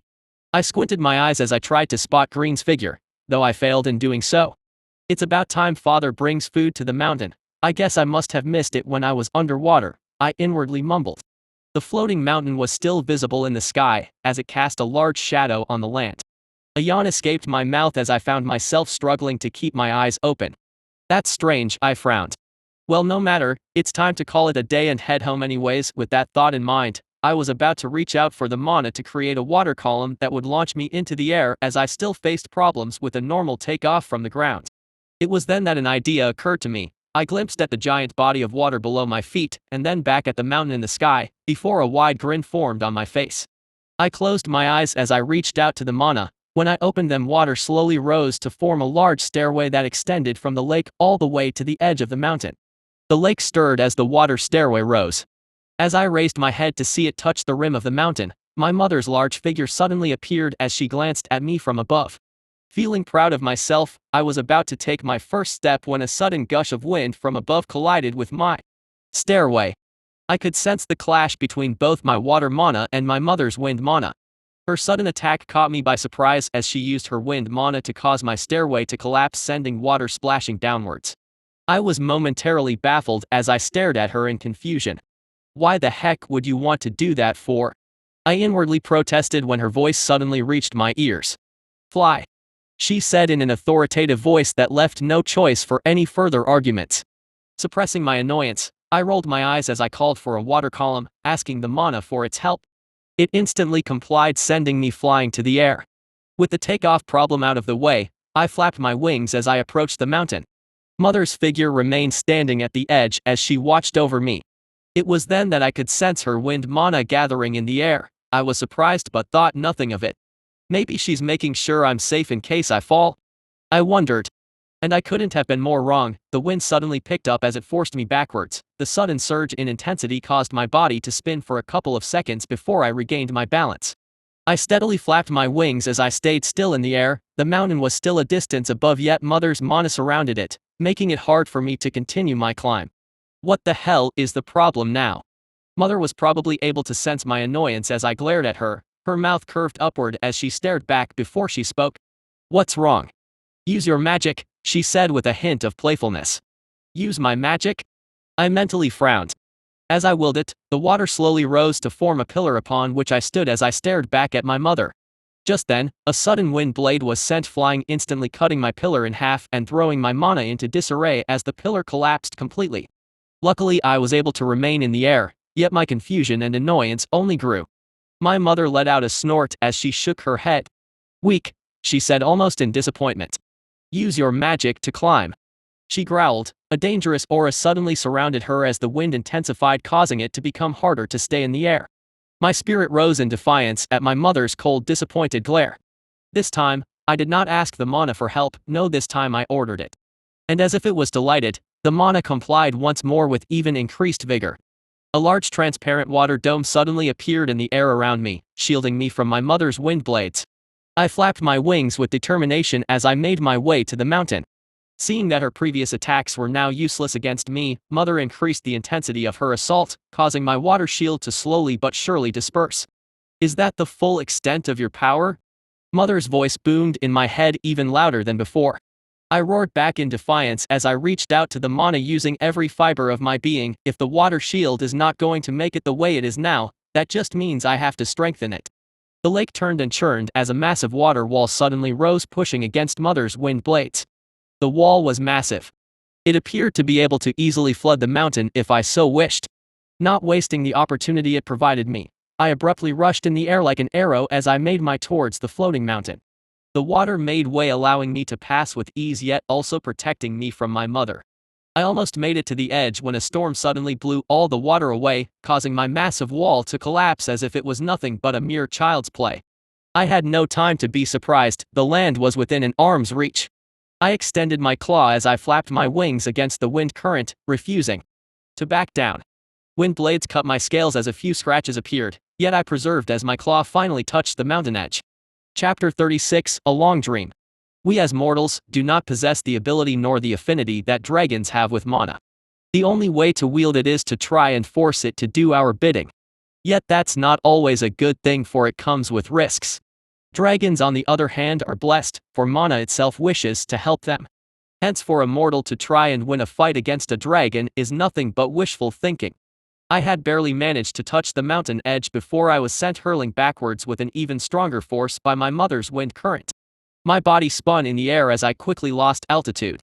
My energy was depleted, the weariness from the previous fight with the monster shark, and now my mother's test took its toll on me as I was no longer able to keep myself in the air.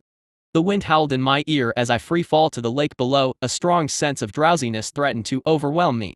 Just as I was about to touch the water, Mother's gentle wind mana surrounded me, cushioning my fall. I barely managed to raise my head as I caught a glimpse of her large figure staring down at me. She nodded her head in approval, before using her wind mana to slowly bring me back to our floating home. At this point, I was barely conscious. The strange exhaustion overwhelmed me. The last thing I saw before I descended into the dark embrace of the dream world was my mother's gentle gaze. I had a very peculiar dream. I was aware that I was sleeping and that everything I saw was nothing but the works of my imagination. Yet for some reason, a part of me felt like what I was seeing was real. It felt like I was witnessing history through the eyes of an outsider. I dreamed of a distant land, a continent full of humans, elves, and demons that lived together side by side in harmony. I dreamed of the gods as they sought conflict and discord between the mortals due to their selfish desires. I watched as the realm descended into a massive continental war. The land turned into a place where many young lives ended in the sacrifice of the hope of better days for their loved ones. I could sense the flow of mana that had been disturbed, yet the gods did not notice, or perhaps they simply did not care. The humans who were the weakest were slowly pushed to the brink of extinction, the surviving few escaping to the northwest of the continent, where they closed themselves in and raised the white flag. The elves and demons did not care much to pursue them, for humans were the weakest race. They instead continued with their battles, the war ravaging the entire realm. It was a time when countless heroes rose and fell, where divine mages controlled the battlefields. I felt like I was watching a very long movie as countless events unfolded before my eyes. Suddenly, I was overseeing a massive battlefield. It looked like the final decisive battle between the elves and demons. Their respective deities had even descended to the mortal plane. I could sense that their presence itself was a disturbance to the flow of mana, that they were not supposed to be here. I watched as their fight flattened mountains, changing the entire landscape whenever they passed. The gods were indifferent to the lives of their followers who fell by the thousands each time they clashed. Suddenly, the entire realm was shaken by a roar that forced the two deities to the ground. The glowing light that surrounded them dimmed as their true form appeared. An elegant winged 11 goddess and a horned demon god with bat-like wings. The duo's eyes were wide in fear as an enormous black dragon with familiar golden eyes appeared. His figure blotted the sky as he cast a large shadow on the land below. Looking at him made me feel an intense feeling of awe, as something familiar seemed to draw me into him. His size easily dwarfed my father, making him look like an infant in front of an adult. The dragon did not speak, his cold gaze bringing shivers down the celestial spines as they hastily threw themselves to the ground and kowtowed in fear and reverence. The massive black dragon merely glanced at them before the sky suddenly dimmed. An enormous beam of black and red energy, unlike any I have seen or felt before, materialized as he opened his jaw, revealing a set of terrifying sharp teeth. The beam seemed to shine brighter than the sun itself. It only took a second before it reached the cowering celestials, giving them no time to react before they were instantly pulverized. The mortals behind them were not spared either, as both elves and demons met their demise. The dragon breath attack had left the entire battlefield in shambles. There was no fire or any trace of magic left behind. The flat ground was now a massive crevice. It looked like that attack had split the earth in half. Just as I turned around to look at the dragon, our eyes met. A shiver ran down my spine as those golden eyes seemed to travel through the barrier of space and time to bear down on me.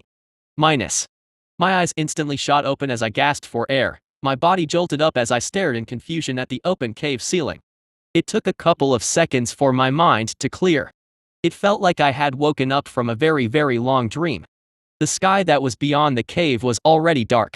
I glanced at my side where Green was curled into a ball fast asleep. Blackie was nowhere to be found. White had her body leaned against my mother as they slept in a corner, while Golden Boy was passed out on his back in the middle of the cave. Father was nowhere to be found either. I ran my eyes on my body, scanning it for injuries only to be surprised by the lack of any. Did Mom heal me? I wondered. Then again, what was that dream? I inwardly mumbled before I laid back down next to Green, my body feeling a bit larger than before, yet I didn't pay it too much heed. I was still sleepy. Probably my imagination, I mumbled before I drifted back to sleep. Chapter 37, The Ancient Battlefield. The elven goddess and the demon god has fallen. The elves and demons were punished by the Dragon King and were driven to the brink of extinction. This is our chance to counterattack. The Dragon King had already retired to the Forbidden Continent. Now is the time for us humans to rise. We must reclaim what we lost and fight the heretic elves and demons. My king, I urge you to send the army. Victory is ours for the taking. The continent is ours, for the Dragon King is by our side. The sudden glare of the sun, alongside the feeling of something wet on my nose, woke me up. My eyes quivered as I opened my heavy eyelids. The first sight to greet me was Green's large eyes staring straight at me. I blinked consecutively a couple of times to adjust to the sudden brightness as I yawned. I patted Green on her head using my tail as a thank you for waking me up before I stood up and stretched. Something is wrong, I inwardly mumbled as I glanced at Green, who was looking at me with stars in her eyes. Did she get smaller? I wondered as I turned my head to the other side of the cave where Blackie was staring at me with a competitive spirit. Golden Boy was fidgeting as his tail wagged in excitement. He seemed to be barely able to hold the urge to initiate a fight with me. White gracefully walked next to me and rubbed her head affectionately against my side.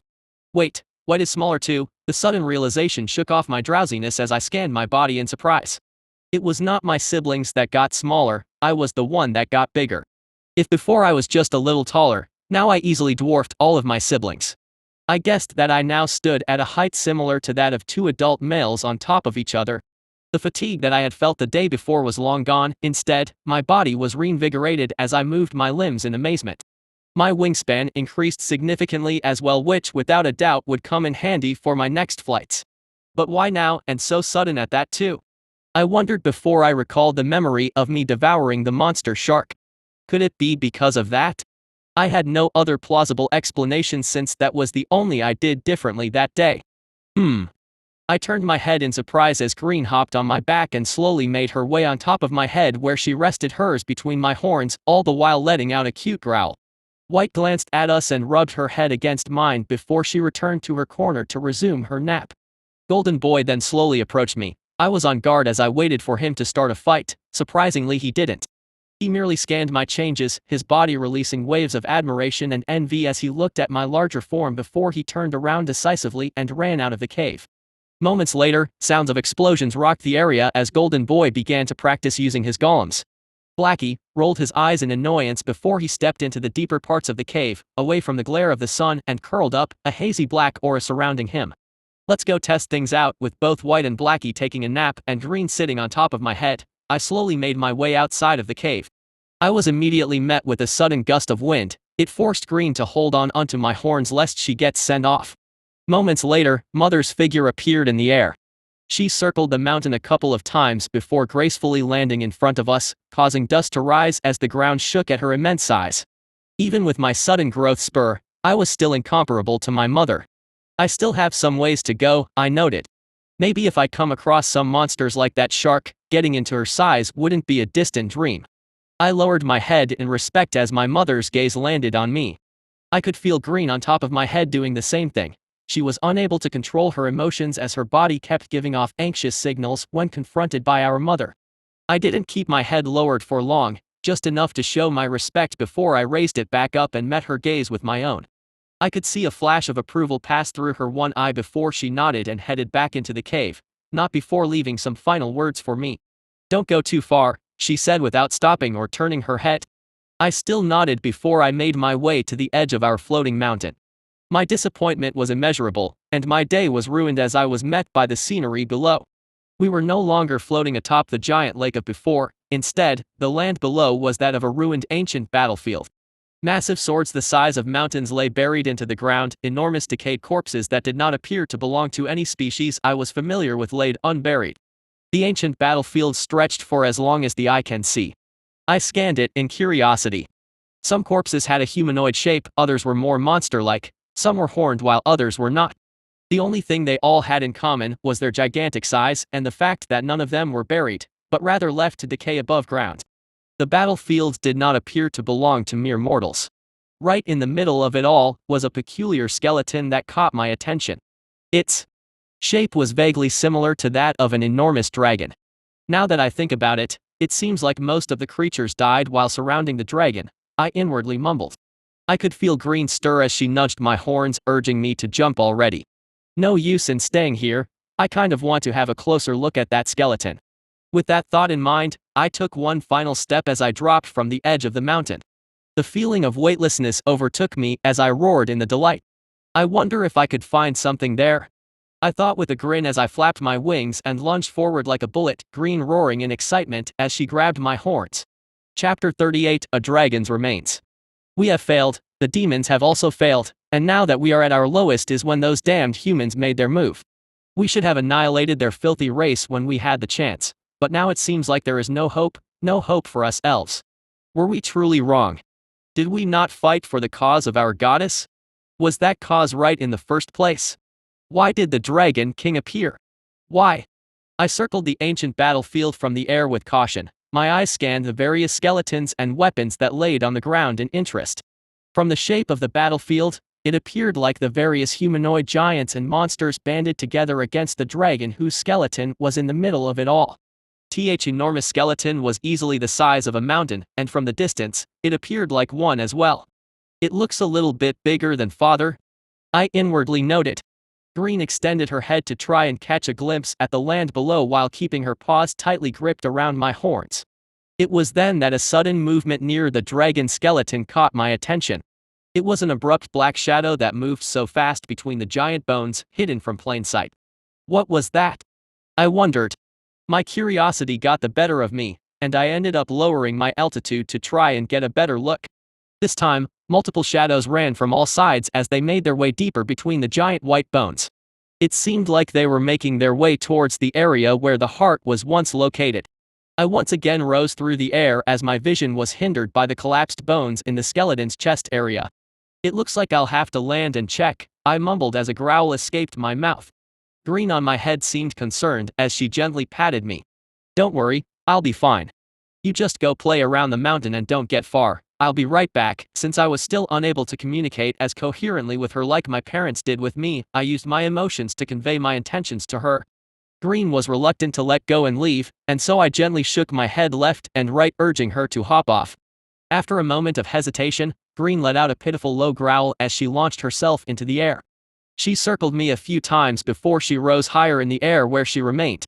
I could still sense her worried gaze as she kept her eyes on me. To that, I let out a low growl to reassure her before I dove headfirst to the ground. Just as I was about to reach it, I abruptly adjusted my body, raising my head to the sky while moving my back limbs forward to soften the landing as I flapped my large wings. Dust rose as I landed with a loud thud before an eerie silence followed.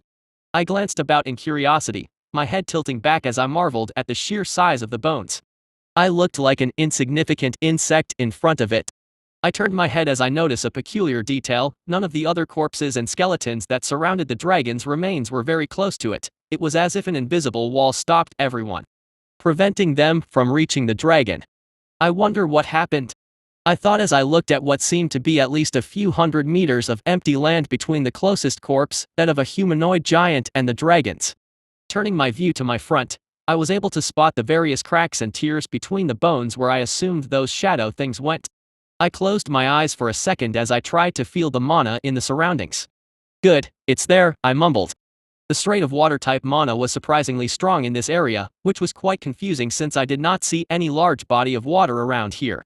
Nonetheless, I was still grateful. A stronger mana presence means stronger capabilities, which in turn means better protection for me. Strangely, I was not sure if it was just my imagination, but I was able to sense and see the mana current more clearly now. Is this one of the benefits of growing larger? I chuckled as my head glanced around me in wonder while mana happily brushed itself against my scales. At least that's reassuring, I thought as I slowly made my way towards the inside of the abnormally large dragon skeleton. I had no problem adjusting to my sudden growth sprout and instead felt quite pleasant, as if I was finally able to stretch my limbs after sleeping for a long time. It was a strange feeling, yet I didn't complain. Once I stepped foot inside the skeleton, my vision suddenly swam as the world abruptly changed around me. My mouth opened wide as I kept turning my head left and right in confusion. The only thing I could mutter was a growl of confusion. Where the hell is this? It was as if I had suddenly been teleported to another entirely different dimension. The dragon bones were no more. Instead, I was now standing in a small clearing in the middle of an unfamiliar forest. Trees with leaves colored in the various shades of a rainbow surrounded me. The grass that felt soft beneath my heels was a soft yellow color. Just as I was marveling at the beauty of the scenery, countless eyes appeared from between the trees as they stared at me with interest. Their sudden appearance caused shivers to run down my spine. I was surrounded. As my gaze darted back and forth, I tried to remain calm with my guard up. I don't feel any malicious intent from them, I noted. Just then, a sudden roar rocked the clearing, causing the trees to shake as all the eyes that stared at me disappeared at once. The sound of footsteps slowly making their way towards me made my heart drop as I gulped. Now what? Chapter 39, A Stranger. The Forbidden Continent. It was dubbed as Forbidden since it was the land of the Dragon King. Legend speaks of countless ferocious monsters that inhabit the continent, making it impossible for the mortals to survive. Some say the main reason why the Dragon King lives there is to keep the monsters in check, while others argue that the monsters are in fact results of the king's unfathomable magic. No one knows for sure what the continent hides, for no mortal who sailed for it had managed to survive to tell the tale. Trees began to fall as an enormous entity slowly made its way towards me. I was still apprehensive about the entire situation, yet I forced myself to remain standing with dignity befitting that of a dragon. How can I run when I didn't even see my opponent's figure? Who knows, maybe it's not even hostile. I tried to reassure myself. The footsteps drew closer, with each step causing my heart to throb loudly. I gulped as the trees parted, and a tall figure emerged to the clearing. A dragon, I muttered in confusion. The figure that appeared was smaller in size compared to my parents, but was still significantly larger than mine. The entity was a wingless purple dragon. With white spots on his back, he had 4 horns, 2 of which came out of his forehead and extended backwards, while the remaining 2 sprouted from the side of his face and pointed ahead. He did not resemble any dragon I have encountered so far. The main glaring difference was the wings that were missing from his back. The dragon had white hollow eyes that seemed to be able to look straight at my soul, giving him an ominous eerie feeling. Just as I was observing the newcomer, he also appeared to be observing me. Though I found it to be quite hard to sense his emotions, I felt as if we were not standing in the same place. The dragon paused for a second before he slowly began to circle me, all the while his creepy white eyes remained glued on my body. I did not know when, but somewhere along the line, the countless number of glowing eyes silently reappeared from behind the rainbow trees, all simply staring at me. I tried to calm my anxious heart as I reached out to the mana in my surroundings for comfort. Once I felt its gentle touch brush along my scales, my nervousness slowly began to fade as I regained my confidence. Numerous tiny water drops appeared around me as they hovered in the air. The concentration of water mana in my surroundings was very strong, which easily allowed me to summon its strength. I did not want to make any rash moves, though I was still nervous. The strange wingless dragon suddenly came to an abrupt halt, a strange light passing through his hollow white eyes for the first time as he scanned the water drops that floated around me. His gaze moved from the water drops and then back to me a couple of times before he nodded. I was momentarily confused by his strange action, yet before I had the time to think about it, a deep ancient voice reverberated in my mind, causing me to take a step back in surprise. A young water dragon. No, a dual wielder. How strange, said the dragon. Startled, I took a couple of steps back and raised my guard while summoning a water shield to protect me. Impressive control over the water element. Not bad, added Dragon as he took a step forward. Before I had any time to react, his figure suddenly turned into a purple liquid that disappeared through the ground. What minus? Not even a second later, he materialized right in front of me, easily bypassing my water shield. I unconsciously struck back with my tail before turning the shield into countless water bullets that shot towards him at point blank. To my immediate surprise, my tail strike passed through his body like water, his figure merely rippling before it reverted to normal. The countless water bullets were the same, they all failed to damage him. Why are you only using your first element? When it comes to water, you can't compare to me, young one, he added. I took a few steps back once again while keeping my eyes on him before I asked in apprehension. Who are you? My question only came out as a low growl, yet to my surprise, the strange dragon seemed to understand me. Who am I? He said with almost a chuckle as he raised his head to look at the sky. I wonder how long it has been since someone last asked me that. He mumbled. The question did not seem to have been directed to me, so I remained silent while awaiting his reply. I'm just a tired old soul youngling, no one you should be concerned about, he said before he moved closer to me. I did not move and waited nervously as his head came inches next to mine. He looked at my eyes, then my horns, and then my scales before he took a step back. I breathed a sigh of relief as I regained my personal space. So young one, why are you only using your first element? He asked. I did not quite register his question as my mind was still preoccupied with the countless glowing eyes staring at me from behind the trees. Don't worry about them, they are harmless, he said before turning his head towards the trees and letting out a low growl. At that, the countless eyes suddenly disappeared back deep into the forest. Where is this place? I thought I was in the middle of the dragon bones? I asked. You sure are a curious young one, you are indeed inside the dragon bones, inside their realm to be exact, he explained. I found it difficult to lower my guard when faced with his haunting gaze, yet I forcefully calmed myself down, since he did not seem to have any intention of hurting me. If he wanted to do that, he could have easily done it when he bypassed my shield. What's this only using my first element are you talking about? I asked, intrigued. To my knowledge, my element was water. I did not have any affinity to the other elements that my siblings or parents had. Could there be some other elements I'm unaware of? Wait, in the first place, who the hell is this dragon? Chapter 40, The Elements. The conflict between the Yachter Empire and the Rimmer Kingdom grows more heated by the day. With a few insurgent forces trying to declare their independence in the Bryle region, the Empire seems to have taken the opportunity to march their soldiers to the borders, as a full-blown war threatens to start at any day. The Academy does not appear to have any intentions of mediating between both countries. Peace is merely held by a tiny string, and I fear the day that string breaks. I don't know what the second element are you talking about, I admitted. I was clueless when it came to magic save for a few of my theories and deductions. I never truly understood what mana or magic as a whole was, so I was quite interested in what the strange old dragon was talking about. Hearing my question, his gaze moved as it locked with mine before he squinted his eyes. You don't know what's your second element? I could easily sense his confusion as he asked. I sheepishly nodded, feeling strangely ashamed. Was I supposed to know my elements at birth or something? I wondered. Judging by your size, you should have already gone through your rite of passage. No. He asked again. My rite of passage? I mumbled. My confusion must have been easily noticeable since his eyes squinted even more. Youngling, how old are you? He slowly asked in apprehension. A few weeks, I guess. I replied, to which his jaw hung open in surprise before his body turned into liquid, once again disappearing from his place and reappearing by my side. He constantly moved around me as he seemed to study my boy with shock. I stood still, unsure of what was wrong, until he finally stopped and turned to look at me with a strange expression. What? I asked. You really are only a few weeks old, he muttered, seemingly talking to himself rather than to me. How fascinating, he mumbled. I'm sorry, but I'm not quite sure I follow. I asked. The strange dragon seemed to have descended into a world of his own as he kept muttering to himself while pacing left and right. At my question, he turned to face me once again. Since you are still young, it does make sense for you to not understand. But then again, how are you this big? He asked. I think this happened when I hunted a strange crimson four-eyed monster in a giant lake, I answered, unsure about the reason myself. My growth sprout did occur right after that, so I suppose it must have had something to do with it. Hearing my reply, the strange purple dragon suddenly paused before he nodded continuously a few times. Indeed, that would explain things, he said. About that magic element you mentioned.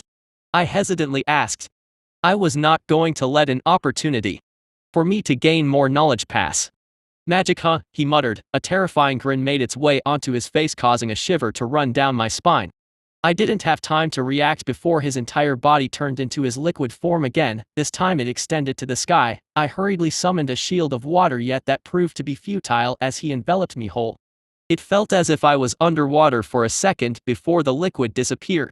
The strange dragon reappeared by my side. We were both teleported to a different space. I glanced around in surprise. We were standing on a purple water surface. The purple sky seemed to touch the water as all I could see was purple. Where are we?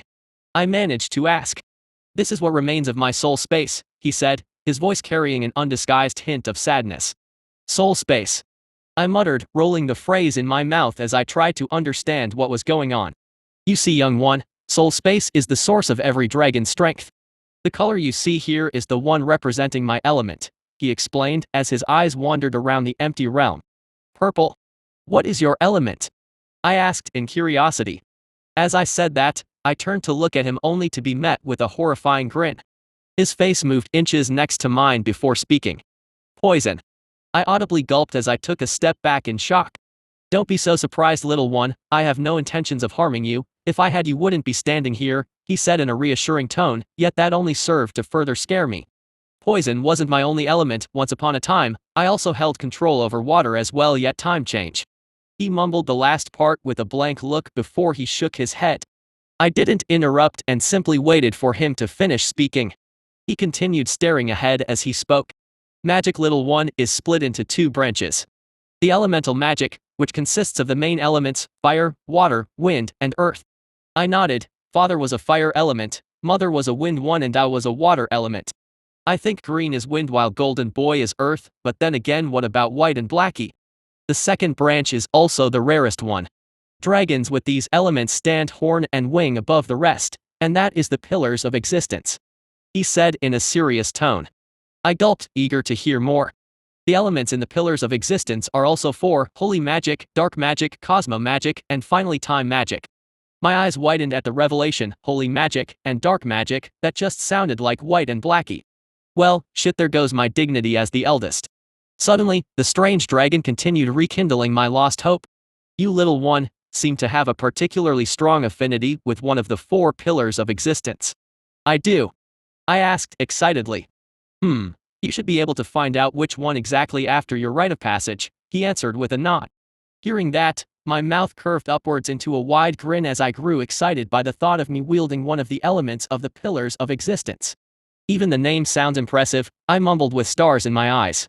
Chapter 41 Amanita. There are many ways for one to be acknowledged as a hero. Perhaps if in another life had I been born with different talents, I'd be a scholar hero seeking to make improvements to other people's lives, or in a divine mage saving lives, or perhaps I could have been a simple builder providing shelter and building homes, cooking meals. But I'm not. In this life I'm a dark angel indeed. I was raised to kill. And so I kill my targets and those who terrorize the guild. I am the master of the ambush because I intend to do each job with clean efficiency and always emerge unscathed. I wonder, could I have been a cook maybe? Diary of the Dark Angel. So what exactly is this rite of passage? I asked as I glanced at the purple dragon who still had his eyes glued on me. Ah, that is where you little one will officially be recognized as an adult dragon, he said excitedly as he jumped around me. He was without a doubt the weirdest dragon I have met so far. Then again, I didn't meet a lot of dragons, and now that I think about it, there is also Golden Boy. Dragons sure are weird, I inwardly mumbled before realization dawned on me. Wait, how are you able to understand me? I asked. I wasn't even able to communicate with my parents and siblings lest I used my emotions to convey my intentions, but I was never able to hold a proper conversation like I have been doing with him all along. Ah, that. Well, I can do that when you come into my space, he answered as if it was a normal thing. But I'm very sure you were able to understand me before we came here, even back in the forest. I argued, still unconvinced. That child is also my space, he replied with a cheeky grin. I barely blinked before the space morphed out of existence and changed. I felt dizzy for a second as I wobbled on my feet trying to maintain my balance. We were back on the forest plain. What the I muttered as I glanced around me. Our eyes met before he explained with his head raised to the sky as if he was reminiscing an old memory. All of this is my soul space. The moment you stepped inside the skeleton was the moment you walked into my plane. He said. Wait, the skeleton. You are that dragon? I asked in surprise, my eyes widening in wonder. That skeleton that I saw was massive. But the dragon was long dead, so how is he? I know what you are thinking, little one, and yes, unfortunately, he snickered for a second before continuing. Or fortunately for certain bastards, I'm already dead. But, if you are dead, how are you still? Wait. Am I dead? I hurriedly asked. I had barely started my life, how could it suddenly be over? Not that I know of, you're not. Simply put, your conscience is brought inside my soul space. Right now your body should be peacefully sleeping inside my skeleton. That sounded weird, he mumbled to himself. So you are dead, physically dead. But your soul is somehow not. I asked. Sharp, aren't you, little one? But that's not completely true. My soul is not intact. What you see before you is just a fragment of my past self. By the abyss, even I was unable to get out of that fight unharmed. Damn bastards, he growled in annoyance. It seemed like a sensitive subject, but I was unable to keep my curiosity. Those bastards. Did he mean the countless giant creatures that died around him? And who were they? Those bastards. I carefully asked. To which a thick aura of bloodlust, unlike any I have ever felt before, suddenly leaked out of his body. For a second, what I saw was not the weird wingless purple dragon. No, I was able to catch a glimpse of a glorious dragon, one who soared the skies undefeated and full of pride. It was for but a second before he restrained his bloodlust, yet that second was enough for my whole body to freeze as if I was doused in ice-cold water.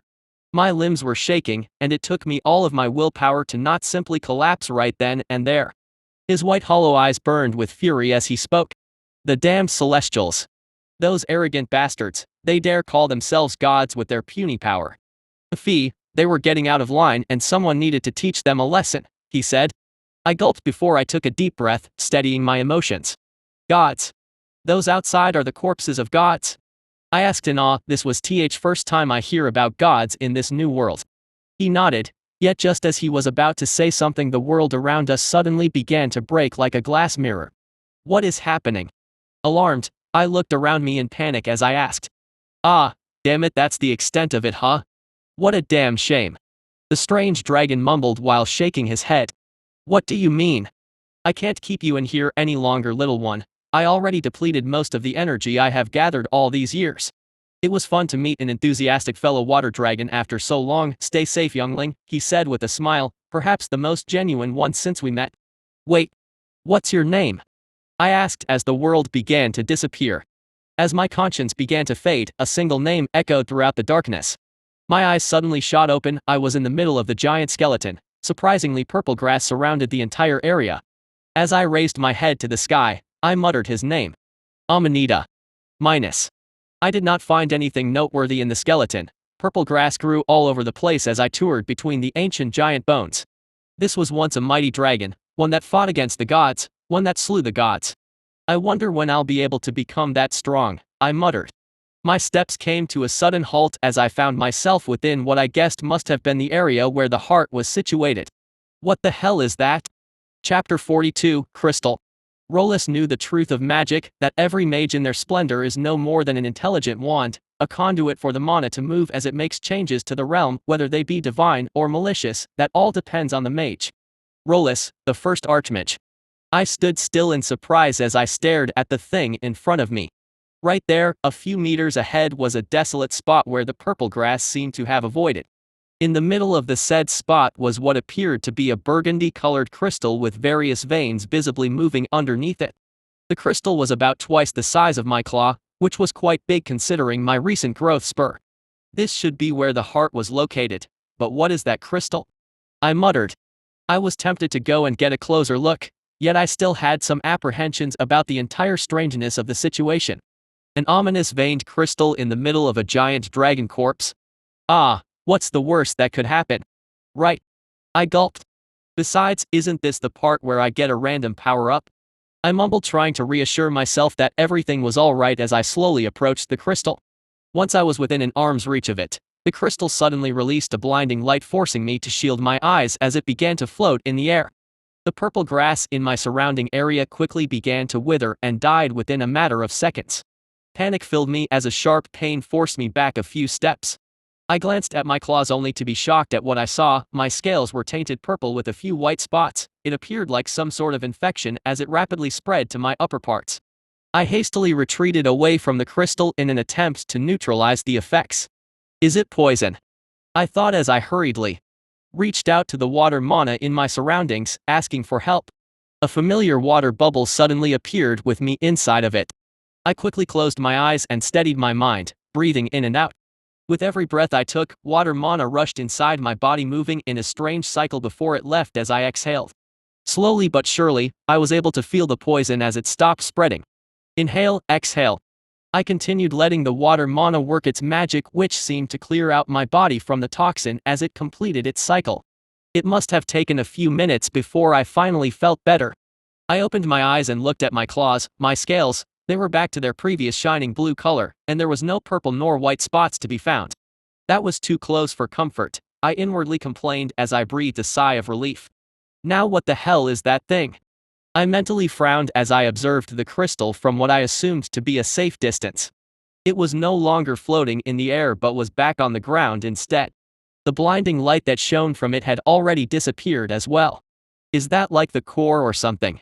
It seems it got an area type of attack, which makes it difficult to approach. Two huge shadows suddenly passed by in the sky as they made their way towards our mountain. That looked like Father and a new dragon? I thought in surprise. I wasn't able to catch a good glimpse of the stranger, but I was quite sure he had the same striking crimson scales as my father. A ridiculous thought made its way into my mind. That can't be.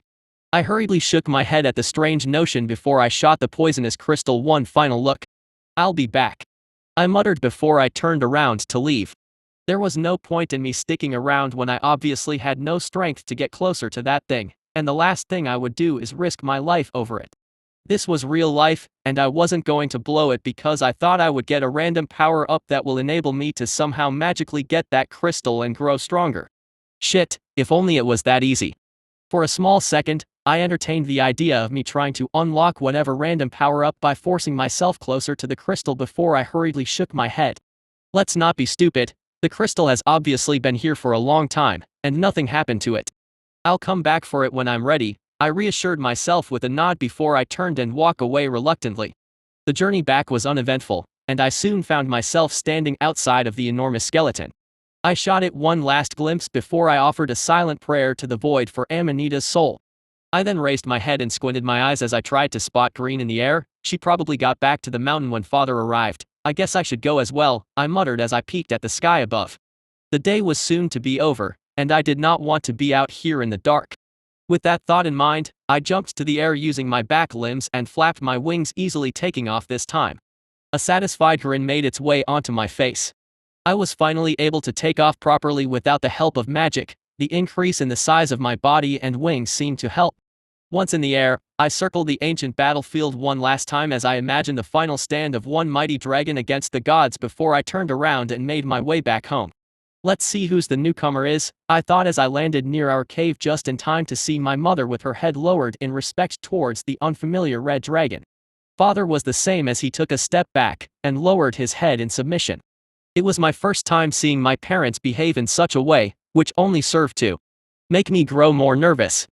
He can't be who I think he is. Chapter 43, The Red Dragon. A knight's sword fight is supposed to be with a sense of chivalry and fair play, with respect and courage. Yet that is merely the stuff that the bards sing of, the stuff from the legends to make it all seem nice. When it comes to a true fight on the battlefield and in war, there are no gentlemen nor rules. There is no grace to it. It's ugly and inelegant. The only thing that is there are long knives under the heavens. Careful not to be fooled by tales of chivalry and honor, young knight. As I stood there at the entrance of the cave, all eyes suddenly turned towards me. I could feel my father and mother beckoning me to bow down and lower my head towards the unfamiliar red dragon. I was about to when a part of me unexpectedly disagreed. Why should I do that? Useless pride began to take over. I respected my parents because I have seen the extent of their powers, and now I'm expected to lower my head to a stranger. I understood that just the fact that my parents were showing the unknown red dragon their respect was enough testimony of his strength. But my body, no, my pride did not allow me to lower my head so easily. Shit. Shit. Shit. My mind was going into overdrive as I felt conflicted. My more rational side opted for a safe approach, which was to just bow down as all of this was stupid and I had no reason to get on the bad side of an unknown dragon. My more bestial side did not like that, quite the opposite. I could feel my fighting spirit ignite as I met the red dragon's olive green eyes. I did not notice my siblings, who were all on their knees, hiding behind my parents in fear. My eyes stared at the unknown red dragon with defiance. If I just lower my head to everyone, what sort of dragon would that make me? Screamed my bestial side. I tried to argue back to think more rationally, yet this time was, unfortunately, one of those where I could not control my instincts as both our gazes locked together. The world suddenly seemed to go quiet as all my surroundings slowly began to disappear. All I could see was those olive green eyes staring back at me with almost indifference. It felt like I was getting sucked into a different world altogether as I began to lose consciousness. This is bad. I tried to shake away from the strange stance I found myself descending into. Yet I was unable to move my body. Hell, I was unable to feel it altogether. My entire world was those olive green eyes. It suddenly felt as if I returned to the strange dark realm. No, I have to get a grip. This is bad. I anxiously tried to sense the mana in my surroundings yet was unable to feel it. Nervousness gripped my heart as the mana no longer answered me. I gulped as I felt my entire being getting swallowed into that gaze. It was then that the energy that surrounded my heart lunged forward abruptly. A fiery sensation rushed from my heart and extended to all parts of my body. I blinked and the world suddenly turned back to normal. The red dragon was still standing there looking at me. My parents looked worried as they observed the entire ordeal while my siblings had awestruck eyes. What happened? I gulped, my knees were shaking as I held my ground. I could see a flash of surprise pass by the unknown dragon's eyes as he looked at me, then gave me a nod of acknowledgement before dropping a bomb revealing who he was. Not bad. Worthy of being called my grandson, said the old dragon. Oh heavens, that's my grandfather. I sucked a deep breath as he turned to face my parents. Mother still had a worried expression on her face as her eye kept darting between grandfather and me, while my father had an almost smug and prideful look on his face as he raised his head back up. The adults then moved to the deeper parts of the cave led by Grandpa, leaving us younglings behind. It seemed like they had their matters to discuss. Phew, at least I didn't fall. I breathed a sigh of relief. That was when Green suddenly launched herself towards me and jumped on my back before swiftly climbing to sit on top of my head. Golden Boy quickly followed and rushed towards me with gleaming eyes, his fighting intent ignited. Blackie gave me a nod before he made his way back to a dark corner where he resumed his nap. White was the last one to come as she nudged her head against my side affectionately before she too slumped down to the ground to sleep. By now, Golden Boy, who was unable to hold himself back, lunged towards me with a playful claw attack. Even with Green sitting on my head, I was easily able to dodge his blow as I spun around and sent my tail to his legs. Surprisingly, his reaction was swift as he jumped in the air avoiding my attack, yet he seemed to have gotten a little bit too excited as a sharp earth spear materialized abruptly in the air and was sent my way. I hurriedly retaliated with a water spear of my own. As both sides clashed, a small boom pushed Golden Boy back a few steps from the shockwave as he was in the air when it happened, while I remained rooted in place. His earth spear was good, yet he still did not seem to have full control over the mana as it easily broke when it came in contact with mine. My spear continued towards him as he hastily tumbled back and raised his claws to block. Yet just as it was about to reach him, I willed the attack to change its shape as he was suddenly drenched in water. Green must have found the situation amusing as I felt her happy emotions. She was the easiest one to read out of all my siblings. Just as Golden Boy was about to make another charge, the adults appeared to have finished their talk as they made their way back towards us. Grandpa's eyes were on me the entire time, seemingly sizing me up with a strange expression. What now? Chapter 44, Grandfather. As soon as the adults appeared, Golden Boy surprisingly stopped his assault. He turned to peek at Grandpa's large intimidating figure, and to my astonishment, I was unable to feel any fighting spirit in his eyes. Instead, all I could sense was his frightened emotions. Golden Boy is scared. At that unbelievable notion, I turned to face my grandfather in alarm. Golden Boy was not the type to be taken over by fear. Even when faced with our father's overwhelming superiority, he did not yield and instead stood by my side. I would like to think that I somewhat understand his character from the time we have spent together, and that was exactly what made me more cautious. For Golden Boy to show fear, just how far do the depths of Grandfather's strength extend to? I think I did manage to catch a small glimpse of it when our gazes interlocked earlier. Shit, that was too rash of me. Especially considering how even mother and father seemed to treat him with undisguised respect. I mentally berated myself. A small part of me had no strength to face his gaze once more, yet I could not simply run away. I was already in too deep, and so as Grandfather strode out, I resolutely met his gaze with my back raised. That's all right. What's the worst that could happen? Right. I tried to calm myself. Boom. As if to answer my question, a sudden force knocked the wind out of my lungs as I felt myself being sent flying through the air. Green had thankfully jumped off my head the moment Grandfather appeared, hence she was spared from the blow. I had no time to react to his sudden tail attack. My body moved with pure instinct as I crossed my claws in front of me in an attempt to block. It felt as if I was hit by a mountain. Cough. The sheer force of the blow caused me to cough blood as I landed by the entrance of the cave. My vision waned as I could no longer feel my limbs. I glanced downward as they hung limply. At that moment, I had no time to think about anything, no time to question the absurdity of the situation, and no time to ask for an explanation. Faced with my grandfather's intimidating presence, the feeling of death's sigh seemed to tickle my neck. I almost immediately called out to the surrounding mana as I rapidly breathed in and out, trying to complete a few circles in my body. I wasn't sure when my grandfather's next attack would come, and so instead of waiting for it and not doing anything, I hurriedly stood on my back limbs and jumped to the sky. My wings were still functional, and I needed to buy myself time to heal. Perhaps the air was not the ideal battlefield for me, yet had I stayed on the ground it would have been just me waiting for the inevitable considering my useless front limbs. The only thought that clouded my mind at the moment was to survive. As I hurriedly breathed in and out, the pain slowly began to recede as the familiar water bubble appeared around me. Good, thankfully I can still use this while I'm moving, though the amount of concentration needed is very taxing.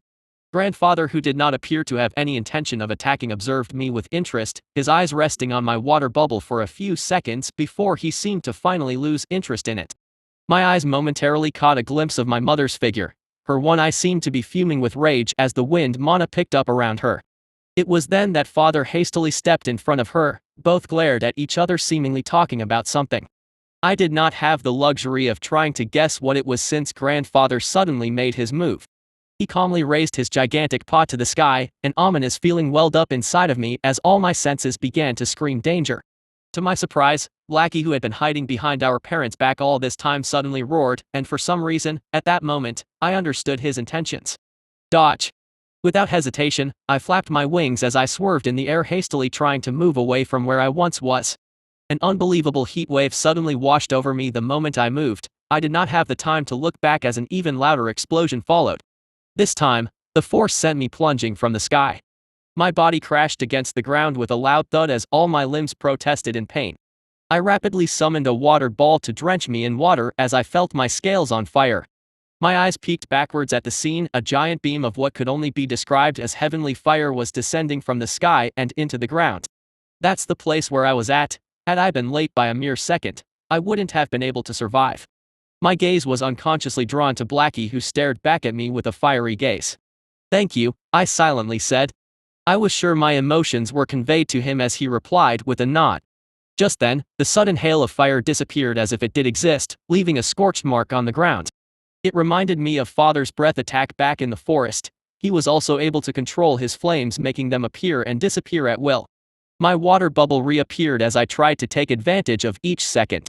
What should I do? Father and Mother don't seem like they will intervene even if I was to die. Should I run? But then again, where to? Suddenly the image of that floating purple crystal flashed through my mind. If it's there, maybe. Just maybe. My sudden hope was abruptly crushed by Grandfather's next action. Waves of fiery hot mana danced around him as an oppressive aura descended on the area. What is he doing? As if he was able to read my intentions, a large transparent red net materialized around the entire mountain, caging me inside. What the fuck am I supposed to do then? I cursed, unable to accept this unfair treatment. You survived 2 of my attacks. The next one will be the final one. Don't disappoint me. He suddenly spoke. His deep voice seemed very, very ancient. Another one? Give me a break already. Chapter 45, Soul Space. Grandfather did not give me enough time to regain my bearings after his heavenly beam of fire. I hastily retreated a few steps as pain racked my bones. Can I do it? Can I survive another blow? These thoughts constantly swirled within my mind.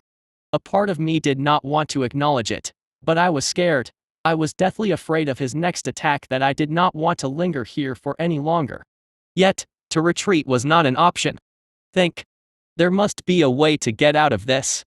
I racked my brain trying to desperately think of a plan, any plan that could help me survive. His first attack was a physical one with his tail, the second one was a magical attack, then what will the third one be? I wondered, where was it going to come from? Just then, Grandfather suddenly made his move. An abnormal amount of mana rushed towards him, almost forming a whirlpool of sorts.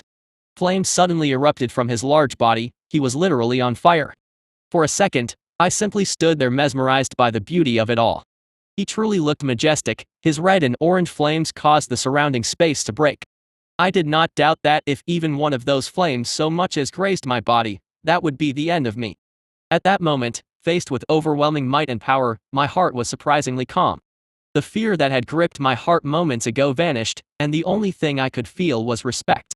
Respect one had for someone truly strong, respect for overwhelming strength. I was not disheartened, no, quite the opposite, I was excited. My grandfather was without a doubt an ancient dragon. It would only make sense for him to be this strong. This only means that even I could reach. No. I will reach that height. And for that, like hell, I'll fall here. With determination, I let out a roar full of defiance. He said I had to survive one last attack, but that doesn't mean I can't launch one of my own. I lunged forward and sent a large water ball soaring towards his face. Faced with my attack, Grandfather's gaze was full of disdain and disappointment. As soon as the large water ball closed in on him, it suddenly exploded, creating a faint foggy veil, and that was exactly what I was aiming for. A small but thick icicle broke through the fog and lunged towards Grandfather's eye. I knew I had no chance of doing any damage to him, and I did not hold any hopes in breaking through his scales defenses with my attacks, hence I opted to go for what seemed to be the only weak point I could think of, his eyes. The icicle attack was flawless. I summoned the large water ball to divert his attention and then quickly sent the ice attack right behind it. This way he would have no way to defend against it. Or so it should have been. What I didn't take into consideration was the ridiculous heat the flames surrounding his body emitted. I was hoping that with the speed of the attack, it would manage to land.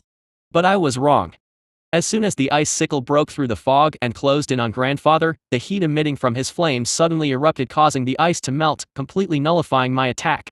Well, I'll be damned, I bitterly chuckled. I failed, I was exhausted, my body was protesting in pain, and I honestly had no energy for any additional attack. But it was all worth it. It was nothing but a mere second, a fraction of a second even, but his unchanged face flickered as a hint of shock flashed through his gaze. It wasn't much, but it was enough for me to be satisfied. If only I had enough time, I mumbled as I raised my head high, waiting for grandfather's last strike. His flames quickly rose to the sky, seemingly reaching out to burn the heavens itself. The sea of flames then rushed towards me, bloating the sky and dyeing my vision red before I descended into darkness. Is this the end? Just then my eyes shot open in puzzlement. I was no longer standing on top of our mountain. No, I was in an entirely different world, a world of flames. The sky was crimson, the land was barren and gray with countless volcanoes all around. Is this hell? That was the first thought that crossed my mind, and as if to clear my doubts an ancient voice replied. You are inside my soul space, little one. Gee, grandfather? I asked hesitantly. I suppose you could call me that, answered the voice with a small hint of contentment. I was looking all around the place, trying to figure out where the voice was coming from, when grandfather's figure suddenly materialized out of thin air in front of me. This time, he did not appear in his true size but was more or less the same size as I was. So you could do stuff like that inside a soul space? I inwardly mumbled, to which he nodded. Indeed, a soul space is a dragon's most formidable strength but also his greatest weakness, he said. I did not quite understand, yet I still nodded. You will have the right to apply for the rite of passage only when you are able to master your control over your soul space, little one, he explained in a serious tone. His eyes seemed different from earlier. Rite of passage? I mumbled. This was the second time I heard about it, the first being with Amanita. I raised my head to glance back at my grandfather, still confused, and asked. You said I had to survive 3 of your attacks, but I only managed to withstand 1 before I could finish. Grandfather interrupted me. You already passed, little one, he said. Passed? But how? My first strike was to test you against a physical attack, to which you barely passed. The second was to test you against a magical attack, to which you also barely passed, while the third was a soul attack, and for this, you have no one to rely on but yourself, he said, yet I was still confused. What soul attack? The fact that your soul could retain its shape and rationality while in my soul space is enough for you to have passed. What? Chapter 46, Departure. A low groan escaped my mouth as my eyes shuddered open. My vision was blurry for a few seconds before it finally cleared. I had apparently collapsed face first when grandfather used his soul attack. My paw unconsciously moved to press on my head as it throbbed with pain. I raised my head to scan my surroundings. Is it over now? I wondered. Grandfather was still standing in front of me with his oppressive aura. The only difference was the absence of his flames. Mother and father's bodies oozed with pride as they both looked at me, their eyes filled with acknowledgement. My little siblings did not seem to understand much of the situation as their gaze danced between me and grandfather nervously. Was that some sort of test? But for what? I inwardly mumbled, still confused. Aren't I getting tested a tad too much? Father, then mother, and now even grandfather, what's next? A shudder ran down my spine as I imagined myself meeting other members of the family. Shit, maybe being the eldest wasn't so good after all, I thought. Just then, grandfather's voice thundered throughout our surroundings. You pass, he said, causing my siblings to look at him surprised. My parents, on the other hand, had an all-knowing look on their faces as they nodded. You shall now return with me to the Mountain of Beginnings to be bestowed your name, young one, he added, causing my eyes to widen in surprise. Name? Wait, now that I think about it, I don't actually have a name, do I? But what is this about the Mountain of Beginnings? I turned towards my parents expecting some sort of explanation. Instead, I was met with their proud gazes as they nodded repeatedly. We depart immediately, said grandfather as he turned to walk towards the edge, not even bothering to glance back at me, nor my parents and siblings. My eyes darted about as I peeked at my parents and then back at grandfather's large figure in confusion. Seemingly sensing my unease, my mother lowered her head to me and ever so gently licked my face before nudging me forward. Go, we will be waiting for your return, she said in a gently reassuring tone. Hearing that, my heart seemed to calm down. I turned towards my father, and as our eyes interlocked I simply nodded, to which he nodded back. No words were needed, for I could feel his emotions and I was sure he could feel mine. Just as I took a step forward, My gaze moved towards my siblings who seemed lost as they watched me leave. Green large eyes looked at me like a small animal that was being abandoned by its owner, while White was surprisingly composed. She also gave me a nod. Blackie's feelings were in turmoil as he appeared to have something in mind yet ultimately refrained from doing anything. He simply shot me one last glance before he turned to walk back to the cave. Golden Boy seemed hesitant before he raised his head, a roar escaping his mouth. I inwardly smiled at that and nodded back at them as I tried to send Green my reassuring emotions. I'll be back. I then turned my head with a newfound resolution as I ran after my grandfather. Once at the edge, my eyes glanced at him in curiosity. What now? And as if to answer my question, his large tail presented itself to me as if ushering me to hop on. I didn't dare to dally any longer as I hastily jumped on and carefully climbed to stand on top of his head. I didn't know if that was a good decision or not, but grandfather didn't seem to mind as he jumped down. Soon, we were soaring through the air. I cast one final glance at the mountain, at my home before I turned to look forward. My curiosity got the best of me as I tried to communicate with my grandfather. See, can you hear me? I asked hesitantly, only to be faced with an awkward silence for a few seconds. Just as I was about to give up, his deep voice replied, "What is it, little one?" He was surprisingly able to hear me. Wait, does this mean I can talk now? But how? I wondered. What is this mountain of beginnings we are going to? I had so many questions I wanted to ask, yet in my panic, I ended up asking the first thing that came to my mind. Grandfather stayed silent for a few seconds as if he was thinking of ways to reply to my question before he spoke. It is the mountain where the king had first stepped foot once he descended onto the mortal realm, hence the name, he explained. I was honestly surprised he did, since I was expecting him to perhaps ignore me altogether. No matter, now is my chance to know more about the world and my situation. Grandfather, you said something about being granted a name. I asked as I was confused about that part. Why couldn't mother or father name me? Isn't that how it's supposed to be done? You passed the trial, which means you are worthy of being granted a name by the king, he said. And what would have happened if I failed? I asked. Fee, you would have perished and the opportunity would go to the second eldest, he answered with a harumph. I gulped as a shiver ran down my spine. That was too dangerous. I knew from his previous attacks that he went at me with the intention to kill. Had I made any mistake, then I wouldn't be standing here. Something still bugged me, however. Why didn't mother or father oversee my trial? You ask too many questions, little one, he said before he continued. The trial could never be overseen by the parents, for it must be completely fair. To that, I inwardly grumbled as I recalled his first sneak attack. What part of that was fair? I wanted to lash out, but I refrained from doing so.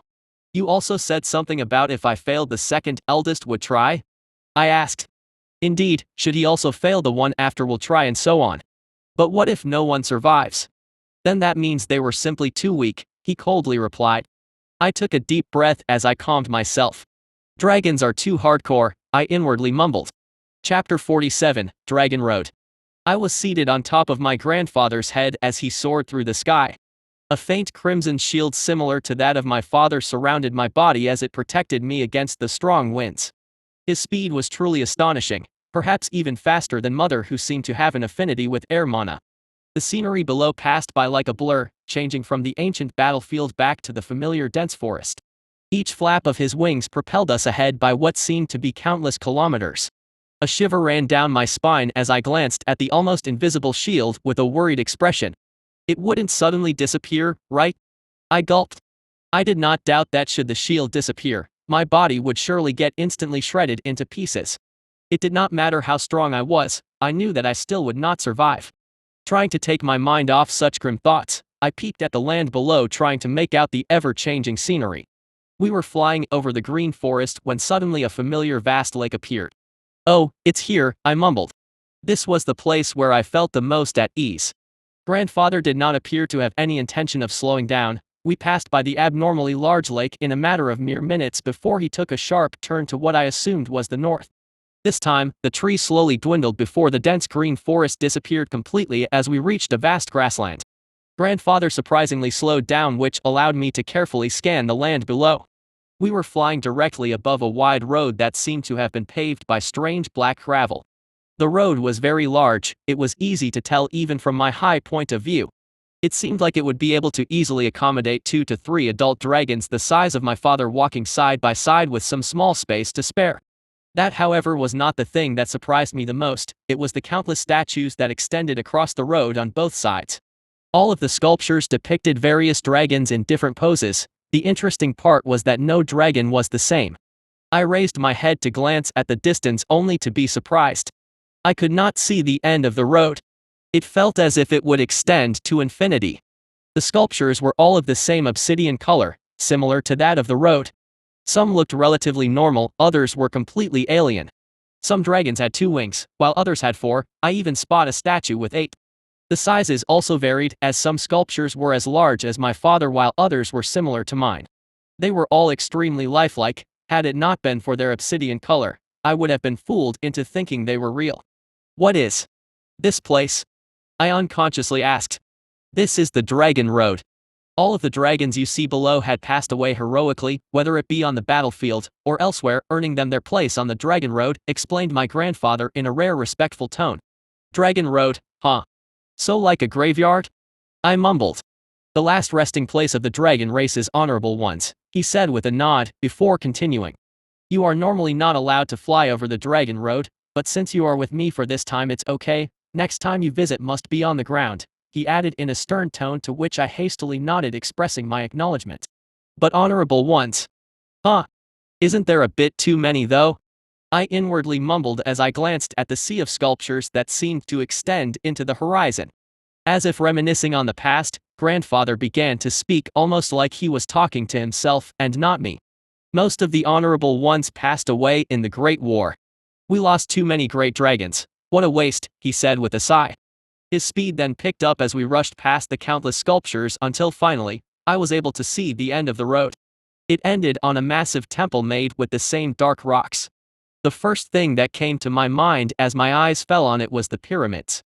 Their shape was completely different, yet the feeling it gave off was similar. I felt infinitely small and insignificant as grandfather landed a few hundred meters away from it. My gaze was glued to the magnificent structure. It did not appear to be anything a mortal would be capable of building. The temple looked like one that belonged to the ancient Greeks, with a massive colonnade on all sides. There were no runes nor drawings, or anything for that matter. The temple's exterior surface looked to be very smooth. As soon as we landed, I hopped off grandfather's head and onto the ground. Instantly a loud ring made me disoriented. It felt as if I was being watched by hundreds of eyes. I shook my head as I tried to rid myself of the eerie feeling. Just as I was about to step forward, I realized that my grandfather was still behind. Turning around, I was surprised to see him standing in front of a massive sculpture that depicted a strangely familiar dragon. Is that Amanita? My mind wandered back to the strange dragon I had met on the ancient battlefield. The sculpture was without a doubt his. Was he and grandfather friends or something? I mumbled, just as I was about to ask him. The words suddenly got stuck in my throat as my eyes widened in shock. Grandfather threw the statue one final look before he spat out in annoyance. Crazy bastard, went off and died like that, he mumbled in annoyance. On second thought, maybe it's not a very good idea to ask him about it. I gulped. Let's go, the others should be inside already, he said as he took the lead. I shot the statue one last glance before I ran after him. Grandfather, who are the others? I asked. It was hard to keep up with him as I had to run while he leisurely walked due to our difference in size. You'll meet them soon enough, it's the other younglings who qualify to have their names bestowed to them by the king, he said. Ah, so it's kids, huh? I wonder if they are similar to my siblings, I mumbled as I recalled my first meeting with Blackie and Golden Boy. On second thought, I hope they are more like green and white. Chapter 48, First Meeting. I quickly followed my grandfather inside the temple. A large set of stairs led to the entrance, where there was no door or anything of sorts. It was more of an open space. Once we stepped foot inside, the first thing that caught my eye was the large statue of a black dragon with a pair of striking golden eyes. The sculpture was better defined than the ones on the Dragon Road and even had its eyes colored. Is this the king? I mumbled in curiosity. The sculpture was very large, almost reaching the ceiling. I carefully followed after my grandfather. He stepped closer towards it and to my surprise dropped to his knees and lowered his head. Oh! I was surprised, for this was the first time I see him show respect and submission, and it was to a statue. My gaze moved to meet that of the eyes of the sculpture. It was then that I felt as if a clap of thunder exploded in my mind.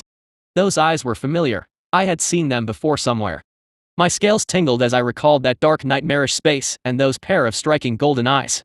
I gulped as I hurriedly tried to avert my gaze from the statue, only to fail miserably. It felt as if my eyes were glued to it. My vision began to swim as I felt myself slowly lose my consciousness. It was then that I felt my grandfather's large paw settle on my head as it brought it down, breaking me out of my trance.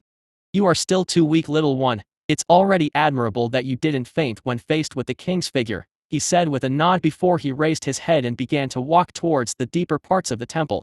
"Let's go." As he began to walk away, I was tempted to turn my gaze and look at the sculpture one last time. Those eyes seemed almost alive, yet I did not, and instead shook my head and ran after my grandfather. I had almost lost consciousness from a damn statue. "I have to be more careful," I inwardly mumbled. "Still, that's the king, huh? So that last vision in the dark realm was from the king's memories?" I wondered. Once we passed what looked to be the entrance hall, a long but narrow hallway that led towards the deeper parts of the temple appeared. I raised my head to glance at the sky. The ceiling was surprisingly open, which made the hallway very well lit. We walked through the hallway in silence before we finally reached an incredibly large door. I felt so small and insignificant when standing next to it. My gaze was quickly drawn to the various drawings carved into it. A battlefield was depicted on the door, and the most eye-catching part of it was the king's figure hovering right in the middle of the sky, an army of ancient dragons, all of which seemed to be on the same level as grandfather, hovered behind him. On the ground were countless dead bodies of giants. Some were horned, others had wings. Some looked like angels, while others appeared to have a more devilish look. But that did not matter, for all of them lay dead on the ground. I managed to spot a few dragon corpses as well, yet it seemed like the battle was won by our side. I stood there mesmerized by the scene, almost as if I was able to see the battlefield that day. Grandfather then suddenly moved, which brought me out of my daze. "Stand tall with pride, little one. You are about to meet your peers," he spoke in a serious tone, making me gulp down before I nodded. The incredibly massive door slowly creaked open with a loud noise, causing my anticipation to rise. I was momentarily blinded by the light, which made me frown before my eyes adjusted to the sudden brightness.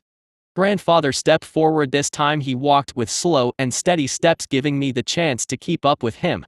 I did as I was told and raised my head high as I strode forward with pride befitting a dragon. Once inside, my eyes widened a little at the scene, yet I quickly suppressed my surprise. The hall grandfather led us into was about the same size as the main entrance one. Right in the middle was a very tall altar, which was surrounded by a set of stairs from all sides, looking like a pyramid of sorts. The light that momentarily blinded me shone down from the ceiling straight into the altar, where a large hovering plateau was situated. A strange type of mana, unlike any I have felt before, was coming off from the light, yet for some reason, I was almost drawn to it. Taking my eyes off the altar with strange mana, I scanned our surroundings, since we were not alone. Surrounding the pyramid-shaped altar were 4 adult dragons the size of my grandfather. Each had a younger dragon with them. As soon as we stepped inside, all eyes suddenly turned to us as an immense aura descended on me. It was then that grandfather took another step forward, as I felt the burden from the pressure lessen. With grandfather shielding the pressure from the adults away from me, I was free to scan the young dragons. My eyes were instantly drawn to a female dragoness with scales the same shade of blue as mine. She was the first water dragon I came across since I was born. Her size was about the same as White, while the only thing we seemed to have in common was the color of our scales, for everything else was completely different. Her eyes were the same color as her scales, while her horns interlocked with one another, forming what looked like a singular sharp sticky end. It reminded me of a unicorn. The water mana in our surroundings seemed to be divided into 2 sides as our gazes met. I did not need to do anything, nor did she, but the moment both of us were together in the same place, we had already unconsciously started our battle to control the flow of the water mana. "Well, that's interesting," I grinned, slowly growing excited at the challenge. Chapter 49, Confrontation. As our gazes interlocked with one another, I momentarily forgot about everyone else, and the fact that we were not alone. As I stared at her deep ocean eyes, I felt as if my pride was challenged. Ever since I first used magic, water mana had always been there with me. Although it was not long since I started, yet it already felt like an unreplaceable part of me. Facing the blue-scaled dragoness, the mana that always listened to me and has been helping me all this time was split up between us. I didn't like it at all. It felt like I was being forced to share a friend, No, a lover with someone else. My pride as a dragon did not allow me to back down. I unconsciously reached out to the energy swirling around my heart. This time I was not using it for a dragon breath or anything of sorts. No, I was using it for something I had learned back when I was still at home. The energy gently flowed from my heart, making its way towards my eyes like a small stream, causing them to glow golden. As I blinked, the world around me changed in color, so pretty, so bright and vivid. It was the stream of mana. I could still somewhat make it out without the use of the energy, yet if I focused it on my eyes, the stream becomes extremely clear, allowing me to see the world in all of its different colors. The surrounding area was filled to the brim with a strange type of mana I had never seen before. It was oozing out of the shining light that descended onto the floating platform. The color of this odd mana was dark blue. It did not feel like water, nor did it feel like any other element I was familiar with. It was then that I suddenly recalled what the strange dragon Amanita told me about there being other elements. The pillars of existence? I wondered, momentarily forgetting about the water dragoness. She did not like me ignoring her apparently, as I could see her summoning all the water mana in our surroundings towards her and away from me. Fee, I inwardly harumphed, unconcerned. In my current state, when I use my heart energy, my affinity and control over water mana increase sharply. It was a different matter when you can actually see the stream of mana. Our blue-scaled dragoness was forcing her will onto the stream, bending it to her whims. I inwardly shook my head in disappointment. I thought she might have been different since she was also a fellow water dragon, yet it seemed like I was wrong. Forcing water is never a good idea. It's always for the best if the mana actually wants to help you. Treat it as a friend and it shall treat you the same. I did not need to force my will to change the flow of the stream. Water always goes with the flow, taking the shape of whatever place it goes. It was a strong and free energy that shouldn't be bound, nor should it be tamed. Instead, one should learn to coexist with it. At least that was the answer I came up with after my countless experiments back home. There were still a lot of things I did not know about when it came to magic, yet I was still confident that I wouldn't lose to this dragoness when it came to mana control. And just as expected, once I reached out to the water mana, encouraging it to come back by my side as I pushed out my good intentions. The stream, which was flowing towards the blue-scaled dragoness, came to an abrupt halt as mana rushed to gather around me. The dragoness' eyes widened in shock as she felt her grip over the surrounding water mana loosen. I did not care about her gaze any longer, as I turned away to glance at the other members in the hall. Water materialized around my body as it began to gracefully dance in and out of existence. The water mana was excited. It really does feel like it's sentient. I inwardly mumbled. My little clash with the water dragoness did not go unnoticed. Grandfather had a smug look on his face as he stared at the adult dragon that surrounded the blue-scaled dragoness. I could sense the various waves through the air. They were talking, yet I was unable to figure out what they were saying. Pulling my attention away from them, I turned to scan the other occupants of the hall. An adult muscular brown dragon accompanied a hornless youngling with the same scale colors. They stood the closest to the water dragoness. The pair that stood the closest to the door and us was surprisingly an adult red dragon with a similarly red-scaled youngling. His eyes glared at me with defiance as I could sense his fighting intent. His eyes reminded me of Golden Boy, which caused me to let out a chuckle. This did not sit well with the young red dragon as he almost lunged himself towards me but was immediately stopped by a small fireball to the face from the adult who accompanied him. My eyes widened in surprise at the sudden attack, yet it did not seem to do much damage to the youngling, who appeared to be almost my size and merely pushed him back a few steps. He did not attempt any more attacks and simply glared at me with hostility. I shook my head and turned towards the final participants, and perhaps the most interesting ones at that.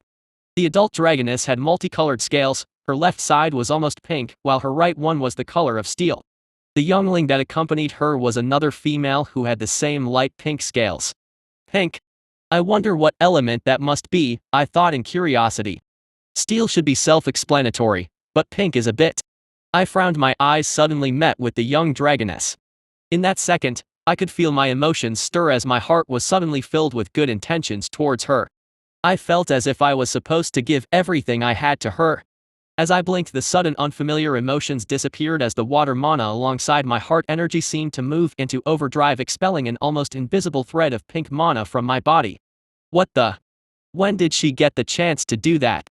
I gulped as I glared at her in hostility. She was dangerous. As if surprised her spell didn't work, the pink dragoness turned her gaze towards me with curiosity. I think it's best if I avoid that one, I mumbled. Chapter 50, Name. With the initial greetings out of the way, it seemed like we were the last arrivals as everyone began to make their way towards the bottom of the stairs. Let's go, little one, it's about to start, said my grandfather in a serious tone as he walked forward. I didn't quite understand what was going on, yet still obediently followed after him. Once we reached the stairs, the adults all took a step back, simultaneously leaving us younglings standing alone. Each one of us was standing from one side as we circled the pyramid-like stairs. I turned to glance at my grandfather, who was now standing with the adults. As our eyes met, he gave me an encouraging nod and ushered me to look ahead. I brought my gaze back to the floating altar just in time to witness its color change into a golden one as the light that shone from the open ceiling suddenly grew in intensity, making it almost impossible to look at directly. Just then, a clear mechanical voice devoid of any emotions rang in my ears. Climb. I was sure the other young dragons heard it too, as I was able to see their bodies visibly shudder. Climb. So this is another test of sorts? By this point, I was already used to the abrupt tests that my legs moved before my mind could process what was happening. If this was what I think it was, and by that, I mean a competition, then the best thing that I could think of at the moment was to get to that altar first and think about everything else later. My plan was to use water magic to send me flying towards the goal in one shot, yet that was completely thrown out as soon as my feet landed on the first step. Pressure unlike any I had felt before descended on me, almost downing me to my knees. Yet after I got past the initial surprise, I managed to stand my ground. I frowned as I felt my connection with the surrounding mana disappear. The stream of mana was no longer visible to me either. It felt as if I had jumped into an entirely different plane as soon as I stepped onto the staircase. What the hell is his? I stuttered as I glanced about with my jaw slack open. The colorful stream I was familiar with was no more. Instead of replacing it was a sea of a deep strained mana, one I had never come in contact with before I came into this place. It was the same mana that oozed off the light that shone down on the altar. Its color was a darker shade of blue, and it felt very different from all of the other elements, which only served to fuel my guess that it was an element from the pillars of existence. But which one is it? It was definitely not holy magic, nor was it dark magic, which only left us with cosmo and time magic. I inwardly mumbled. Amanita said that I had a strong affinity with one of the pillars of existence, and I will find out which one after I pass my rite of passage, but maybe now is my chance to figure it out. I grinned. Looking at the sea of strange mana flowing above me made me feel a sense of yearning for it, which caused me to wonder in excitement. Is this my second element? I thought. It did not feel like time magic, even though I had nothing to compare it to, it just did not feel like it. So that leaves me with cosmo magic? I inwardly muttered. As I stared at the sea of dark blue mana, the space above my head changed as if a door had opened to a sky different from what I was used to. My eyes were met with a bright space, full of shining stars and giant planets. I stood there mesmerized by the beauty of the scene as I momentarily forgot about the test. It's beautiful. I mumbled. The strange space that suddenly opened was the clearest above the altar. With my eyes glued to it, my legs began to move unconsciously as I was drawn to the beautiful scenery. I wanted to see it more clearly, I wanted to go there. Step by step, the pressure that weighed on my back when I had first stepped onto the staircase was long gone. The only thing my eyes could see was that beautiful space. I did not care for the other young dragons, nor did I care for the adults, I merely yearned to reach that place. It felt like I was in a trance. One step after another, I steadily climbed the long stairway, each step bringing me closer to the source. It was as if the strange mana was guiding me. It did not feel as playful as water mana, nor did it feel as warm, instead it was filled with a strange sense of mystery and beauty. I was instantly drawn into it as I climbed with my head staring up the entire time, and before I knew it I was already standing in front of the altar, yet I did not care as the space above my head grew more distinct and clear. A myriad of planets with different shapes and sizes extended in front of me. The countless stars illuminated the space, their pattern that seemed so fixed and yet ever-changing. Distant lights called my heart and inspired dreams of other worlds. As I stood there completely captivated, a pair of bright golden eyes suddenly appeared in the space as they gazed at me. I was a bit surprised with the abrupt appearance yet remained strangely calm. The eyes seemed to study me with almost indifference before a primordial voice rippled. It was as if the mana itself was speaking, and it only said one word to me before the eyes disappeared. Ether. As soon as I heard the word, I instinctively knew. This was my name. I closed my eyes as I rolled the name around my tongue, familiarizing myself with it. It was then that my body suddenly began to change. Chapter 51, Pride. Once the golden eyes which I assumed belonged to the king disappeared, the beautiful scenery of outer space with different planets also began to fade. I was left standing in front of the altar, almost reluctant to leave. After a few seconds, the scene disappeared completely. I turned my attention back only to be faced with everyone's shocked gazes. The pink dragoness who held a stoic expression all along had her jaw wide open as she glanced at me from the upper parts of the staircase. The water dragoness followed by the fire dragon were both right behind her. I did not sense any animosity from the water dragoness, her eyes were full of curiosity and surprise as she stared at me. I was also able to sense a different emotion lurking behind her gaze. The young fire dragon on the other hand was glaring daggers at me. I assumed all of them were facing the pressure I had felt when I took my first step into the staircase, hence the reason why no one had tried to fly to the goal nor use magic. The young brown dragon was at last place, a few steps behind both red and blue. He seemed to be struggling the most under the pressure as his legs were visibly shaking. It feels like I kind of cheated, I inwardly mumbled, since the pressure had disappeared and instead I was even able to sense a sort of connection to the mana. Hell, who cares? As long as I made it, I thought, a wide grin stretched on my face as I glanced down at the red dragon with head raised high. This only served to further anger him, yet I did not care. Instead, I very much enjoyed looking at his reaction. Just then, a sudden subtle mana rushed towards me. Had it been before, I would have without a doubt failed to notice it. But now, after I was bestowed my name, my body began to change. I was not completely aware of the extent of these changes, yet at the very least my mana perception was a whole realm higher. The pink mana moved like a snake as it made its way towards me, all the while riding the stream of mana in the air, using it to its advantage and effectively hiding the attack. But all of that was useless since I could now see it. Like a net, I willed the water mana in the air to intercept the attack. To my surprise, once it came in contact with my mana, the attack disappeared with a puff. It was almost disappointing how flimsy the attack was. As soon as it disappeared, I turned to glare at the pink dragoness who launched her sneak attack. Her eyes widened in surprise as she hurriedly averted her gaze under my bloodlust. I, however, was not going to let her off the hook so easily. With a swift motion, I jumped from the top of the stairs and spread my wings as I soared down like a falcon towards Pink. I was too fast as she had no time to react before she was already pinned to the ground under my claws.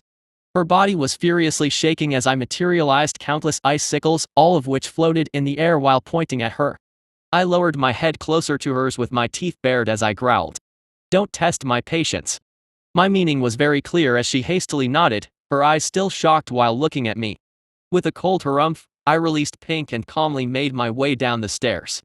The other younglings were all staring at me in awe, even Red, whose eyes still burned with clear fighting intent, now carried a hint of respect as he looked at me. Once I reached the final steps, I was suddenly met with my grandfather's towering figure. I lowered my head and offered an apology since I was no sure if attacking Pink was the right move. "I apologize, I was a bit rash," I said, yet I was surprised as my grandfather suddenly began to laugh joyously. I could sense his mana reach out to me, his control was in a realm of its own as he used it to raise my head high. "Why do you lower your head, little one? You acted the way a dragon must. Raise your head and be proud, for you did not bring shame to our family," he said in a proud tone. Hearing that, I was delighted as I nodded in understanding before I raised my head high. The other adults surprisingly did not seem to hold any grudge against me. I could feel their eyes studying me in curiosity with no animosity whatsoever. "That's actually surprising," I inwardly mumbled. It was then that grandfather asked, "Say your name, little one, announce it to everyone present, and be proud, for you have been named by the king himself." He spoke. "My name is Ether." I spoke and the mana seemed to listen as my voice resounded in our surroundings for the first time ever, causing all eyes to once again turn to me. Grandfather looked proud as he nodded before he replied, "A mighty name, Ether. I am called Hayden the Destroyer." He formally introduced himself to me for the first time, making me feel contented. Grandfather had acknowledged me.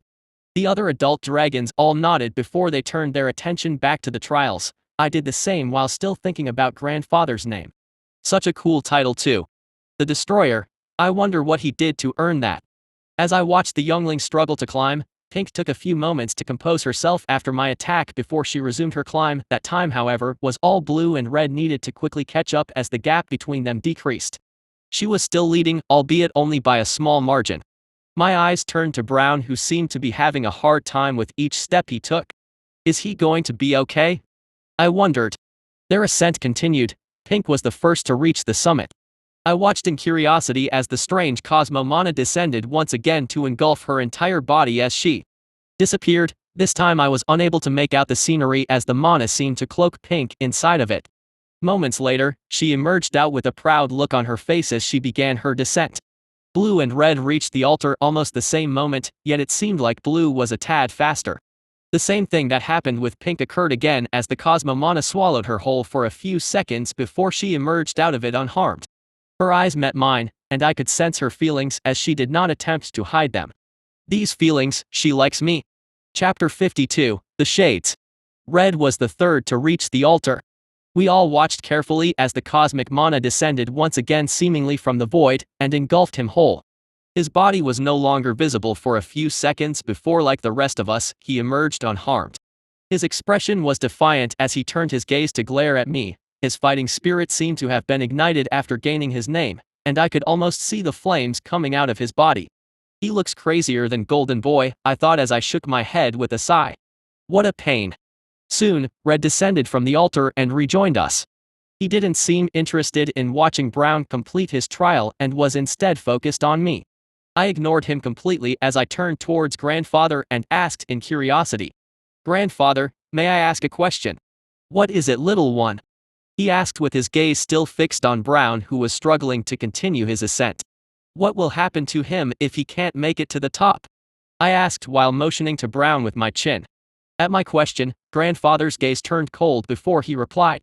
If he can't make it, then that can only mean he wasn't worthy. His answer only served to further confuse me. Not worthy. Does that mean he will lose the privilege to be named by the king? Or what exactly? The answer to my question soon unfolded before my eyes. Brown, who was struggling throughout his climb, finally seemed to have reached his limit. He looked quite pitiful. For some reason his appearance reminded me of Green. I shook my head to rid myself of such useless thoughts. His limbs were visibly trembling as he seemed to have trouble holding his head up. I was surprised as I wondered, just what sort of pressure is he facing? While the aura on those stairs was quite strong and unlike any I have felt before, it was still bearable as long as you did not give up. I was sure that making it to the top was not impossible. Yet looking at Brown's pitiful appearance made me question, is he truly facing the same pressure I did? Grandfather, is the pressure we experience all the same? I asked without removing my gaze from Brown. My grandfather was silent for a few seconds before he replied. No, the bigger the pressure the stronger the name, he said, causing me to frown. But grandfather, I didn't feel any pressure at all except when I first stepped foot on the stairs. Does that mean my name is weak? I asked. To my question, grandfather used his mana as if it was a giant hand to gently pat my head and replied. No, little one, you are a monster, he said with a grin before continuing. Now look carefully, what you are watching is the fall of a genius. The fall of a genius. I mumbled. I didn't have time to question him anymore as Brown, who had barely reached the upper parts of the staircase, suddenly missed a step and fell headfirst. A loud thud resounded throughout the now deathly quiet hall. I glanced about in surprise as everyone watched carefully with serious expressions on their faces. The adults all had frowns as the mood seemed to sour. The younglings, on the other hand, didn't seem to know much of what was happening yet were also affected by the shift in mood. The most disturbed one was without a doubt the adult dragon that brought Brown to the trial. One would be unable to tell what he was thinking just by looking at his face, yet his emotions seemed to be in disarray as he watched the youngling fall, unable to get back up. What is happening? I wondered as I turned to look at Brown. He had a defiant expression on his face as he raised his snout high in the air, almost as if he was glaring at something only he could see. I squinted my eyes trying to make out what it was, yet I failed. The cosmic mana blocked my vision, and the only thing I could see was its stream. Although it did seem like I had an affinity to it, cosmic mana was not as docile as water mana. It did not listen to my command nor requests. Just then, the space above Brown seemed to crack like a glass mirror. I gulped down hard as I felt the adults stiffen. Their bodies leaked with a dangerous aura.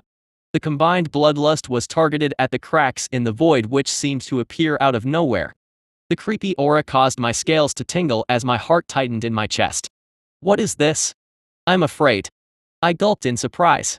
This was not the feeling of facing a strong enemy, nor was it the feeling of standing against my grandfather. No, this felt like I was facing my natural enemy. The adult brown dragon seemed to hardly be able to keep himself from bolting up the stairs as his aura soared through the roof.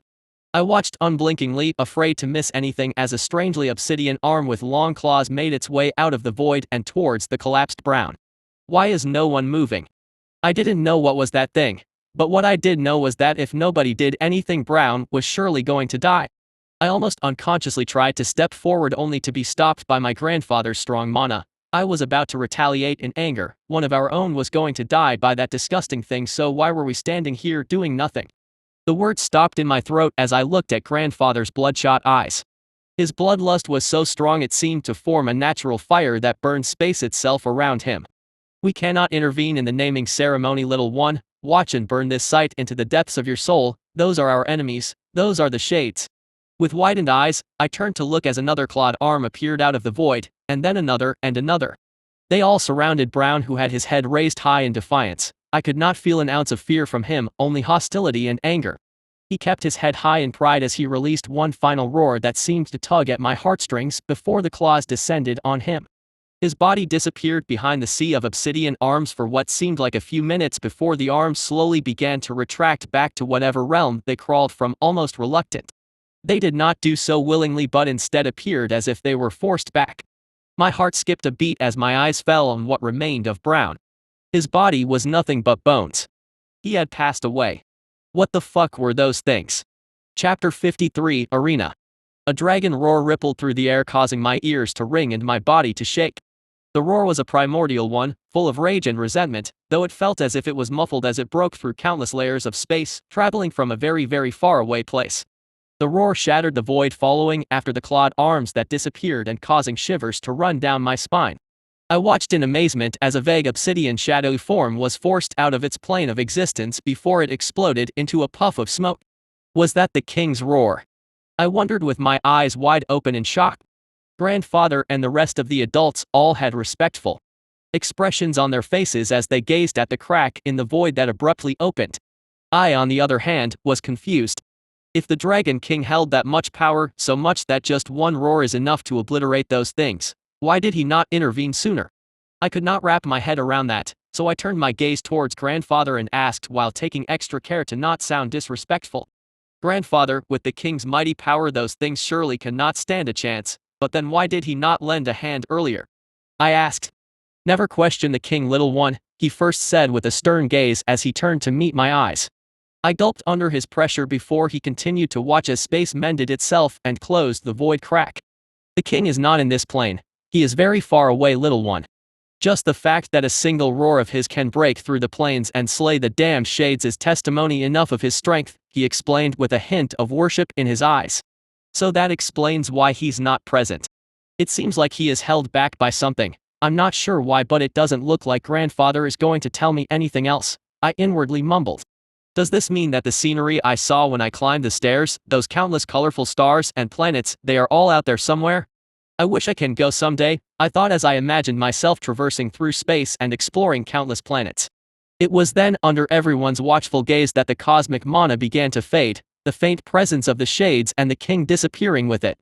It seemed like the cosmic mana acted as a portal between the realms, and with it gone, so was our connection to the other side. The bright light that shone down from the ceiling and into the altar dimmed before it vanished completely. The staircase then reverted to a more normal-looking one. The distinct pressure that seemed to surround it before was no more. No one but the adult brown dragon made a move. With strong and steady steps, he made his way towards the remains of Brown. Once he reached it, he carefully gathered the skeleton in his large front arm before he descended back.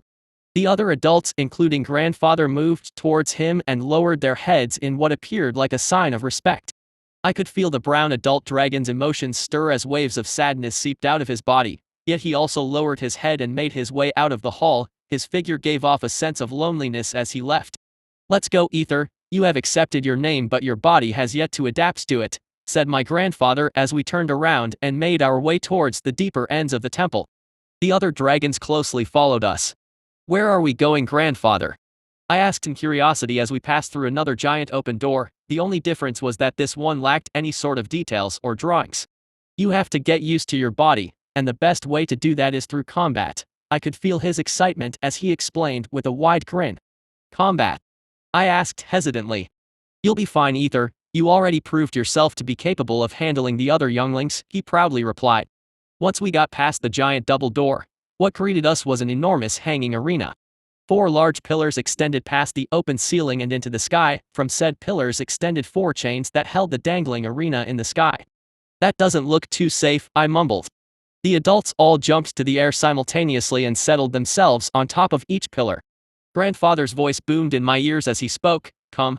I rapidly jumped into the air and took off with the aid of my wings, reaching the arena in a matter of seconds. The other younglings were right behind me. We all stood with our backs straight and our heads held high as we waited for instructions. "What are your names?" asked the multicolored dragoness who accompanied Pink. I took a step forward and introduced myself for the second time. "Ether." The mana seemed to heed my wish as my voice rippled through the air. As if not wanting to be outdone, the red dragon took a step and spoke in a haughty tone. "Ember." Blue was the third to introduce herself. Her voice was feminine yet held an undeniable strength to it. "All at." Pink was the last one to step forward. Her voice was very pleasing to the ear, carrying a strange charm to it. Yet I would be a fool to get deceived by her seemingly harmless demeanor. "Linus." Once we were done with our introductions, the adults nodded before the second red dragon spoke this time. "You younglings still lack the proper control over your bodies. That is why you will be facing each other in friendly spars to help you get used to your newly awakened strength," he explained in a neutral voice before his eyes moved towards me as Rhett. "Ether will go against Ember." He then turned his gaze towards the remaining ladies before continuing. "All at will face Linus." Just as he finished speaking, the massive arena split into 2 smaller ones, one with me and Ember, the other with All at and Linus. Chapter 54, Ember. With our arena set, Ember's gaze turned fiery as he looked at me with unmistakable fighting intent. "Guess he'll finally get what he wants," I mentally sighed. I was confident in my ability to win, yet that did not mean I'll underestimate my opponent. As we stood sizing one another up, my grandfather's clear voice suddenly boomed in our ears. "Begin." As if on cue, Ember was the first to make a move. He dashed towards me with surprising nimbleness. I was momentarily surprised at his speed. He had managed to close the distance between us in a matter of seconds. "Well, let's test the waters first, shall we?" I internally mumbled, a wide grin making its way into my face. I lunged forward as well to meet him. Ember was a bit surprised at that, yet his gaze only seemed to burn brighter. He opened his large maw as a fireball materialized in front of it. A dragon breath? No, this feeling, it's mana. I did not sense the strange heart energy from his attack, which could only mean he was using mana. I extended my consciousness to the surrounding mana, asking for its help. A wall of ice suddenly appeared from thin air, shielding me from the blast. Smoke rose from the point of impact, hindering our vision. Ember frowned as he looked left and right trying to find me. I, on the other hand, was using his mana to pinpoint his location. I circled him and then lunged towards his back, sending a few icicles his way. Ember's eyes widened in surprise as I emerged from the smoke, yet surprisingly, he still managed to launch a counter-attack of his own. 4 fireballs appeared mid-air from all of my directions and rushed towards me. As soon as they almost reached me, a water bubble suddenly materialized with me inside of it as it nullified the attacks. By this point, I had already reached Ember. Close quarters combat was inevitable. Making use of my momentum, I brandished my claws as I took aim at his neck.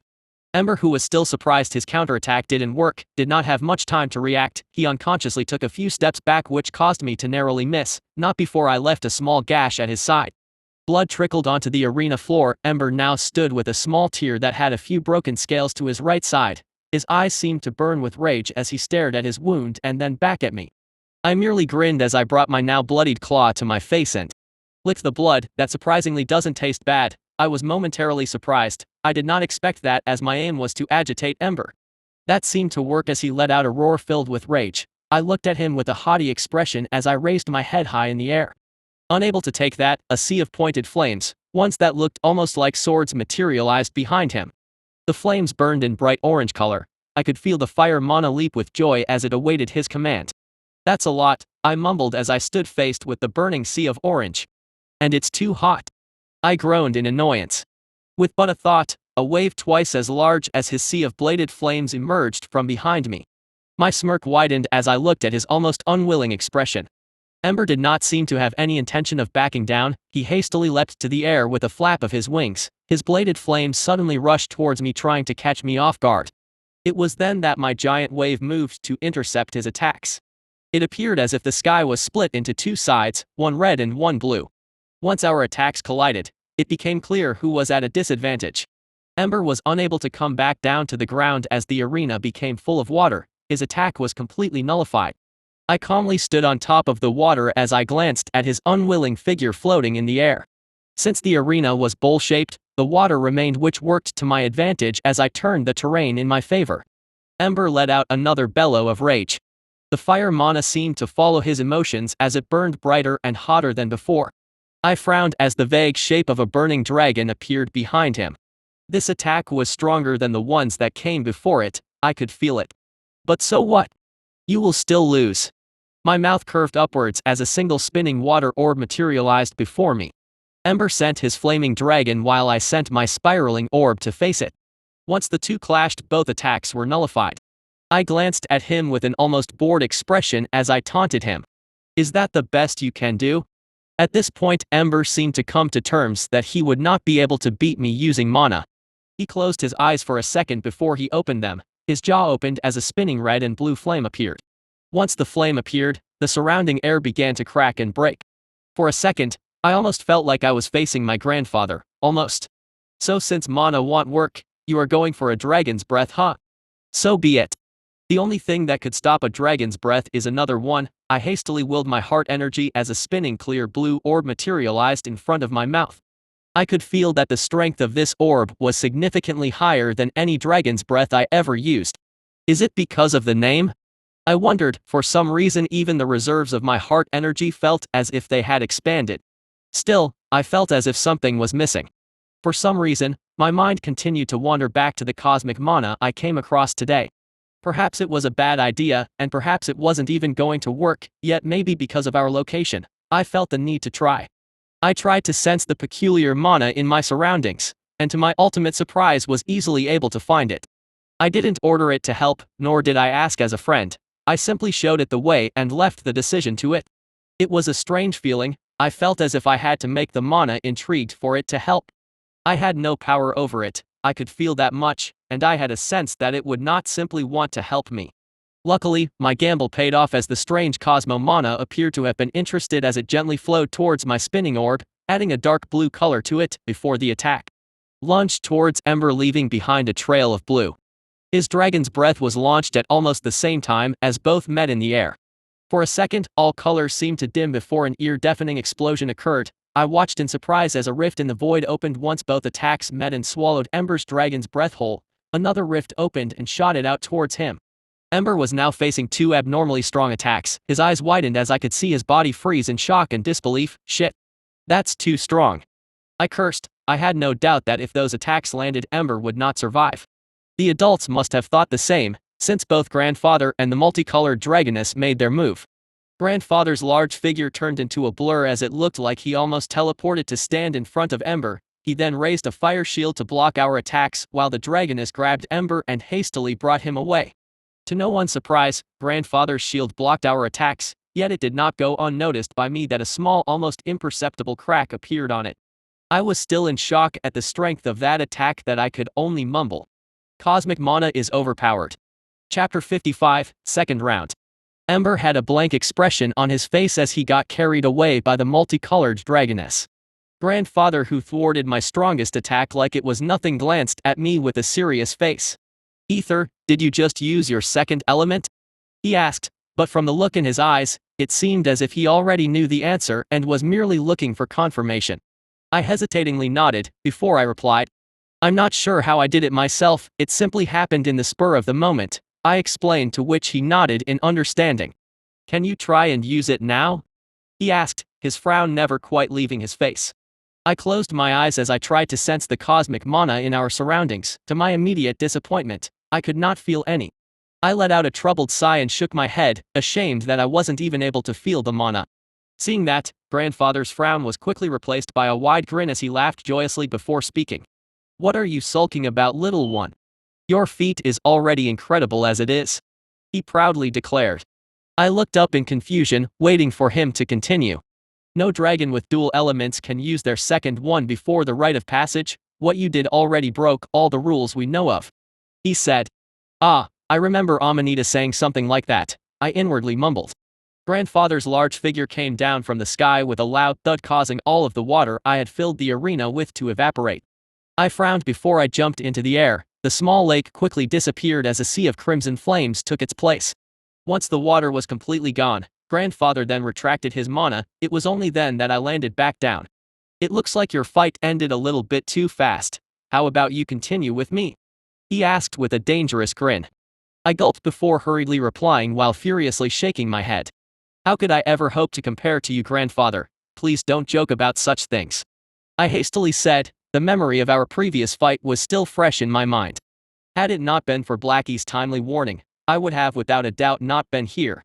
Hearing my reply, Grandfather's grin disappeared in a heartbeat. His entire aura changed as he frowned. Who said I was joking? Put your guard up, Ether, he growled.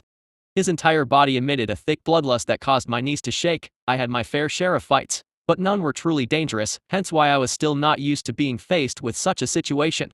Grandfather's temper was erratic. He could be smiling with me in 1 second and the next could be vying for my neck before I can even blink. Recalling our last clash, each attack of his was meant to kill. He did not hold back his punches, which made things even more dangerous. What are you thinking so hard about? His voice reverberated in my ear. My eyes widened as his giant body blurred before he disappeared. What? Where? I sensed his mana before I could see him. He was already behind me. I did not even look back as I willed a water pillar into existence from under my feet. The water pillar sent me hurling through the air, and as soon as I did, a fire breath obliterated the space I was at moments ago. That's damn cheating. How is he so fast when he's so damn big? I mentally complained as I flapped my wings to stay in the air. My pillar had already evaporated from his attack, leaving me vulnerable in mid-air. I kept my mind focused as I scanned the space for any abnormalities. Should I sense the slightest change in mana, I would run. I could not rely on my eyes only. Dragons don't need to use mana to attack, our bodies can do the trick just fine. His voice once again spoke in my mind as my pupils shrank in surprise. Grandfather stood on his back legs, and I watched in horror as the arena cracked under his pressure before he launched himself like a rocket towards me. His dark open jaw full of razor-sharp teeth was already upon me. Faced with his intimidating figure, I panicked as I summoned a large water wall to stop him. To my dismay, the wall collapsed like a thin piece of paper, doing nothing to stop his momentum. I hastily maneuvered my wings as I avoided his jaw, yet as soon as I did, I was met with his open palm, which sent me pummeling down to the ground. My body seemed like it was on the verge of breaking as I laid in a small crater on the ground. I gasped for air as I felt my lungs collapse, yet I had no time to rest nor recover as Grandfather's ridiculously large body was coming down at me fast. I used mana once again to send me hurling the other way as I desperately avoided his enormous figure. Once he landed, the entire arena shook under his weight as the cracks worsened. Damn it. What should I do? I desperately tried to think of something. My attacks were useless against his hard scales. Just then, I suddenly remembered one of the earliest fights I ever had against Golden Boy. The back of the neck. I recalled Golden Boy going unconscious as I whacked the back of his neck. Yet once I saw Grandfather's bloodthirsty figure staring at me like one would look at a prey, my fragile attempt at making a plan collapsed. And what if the back of the neck is a weak spot? I can't do anything with my weak power output. Fuck. I groaned in pain. What's the matter? Done already. I could sense the teasing tone in Grandfather's voice. He was toying with me the same way I did with Ember. Damn it, that's annoying, I growled, before shaking my head. Getting annoyed won't help with anything. Think, Ether, think. I attempted to stall for time. I summoned a dozen of large ice sickles to attack him from all sides, all the while trying to aim at his eyes. He was not using the fire body he did last time we fought, so my ice sickles all managed to land true on his scales, yet unsurprisingly failed to do any damage. I did not stay put in one place as I forced my body to constantly move around him, trying to keep a distance between us. To my despair, each time I think I successfully moved away, Grandfather would move with almost impossible nimbleness and close the distance. This caused a few dangerous close calls. My final strike was when I miscalculated the distance between us and was sent flying from his tail attack. Thankfully, I had Managed to summon a few layers of ice shields which somewhat helped, yet my body was already starting to fail. Looks like staying in the distance isn't going to work. That means the only way I'd stand a chance is by bringing the fight to him. I gulped. I knew that what I was about to do could be called suicidal, yet I truly saw no other chance. It was either try and stay away before a strike eventually manages to make its way to me, or take my chances and dive right in. Fuck it. With my mind settled, I made a mad dash forward. Chapter 56, Low Blow. My grandfather seemed a bit surprised as his eyes widened a little at my figure madly dashing straight towards him. Nonetheless, a scary grin quickly made its way onto his face as he rushed forward as well.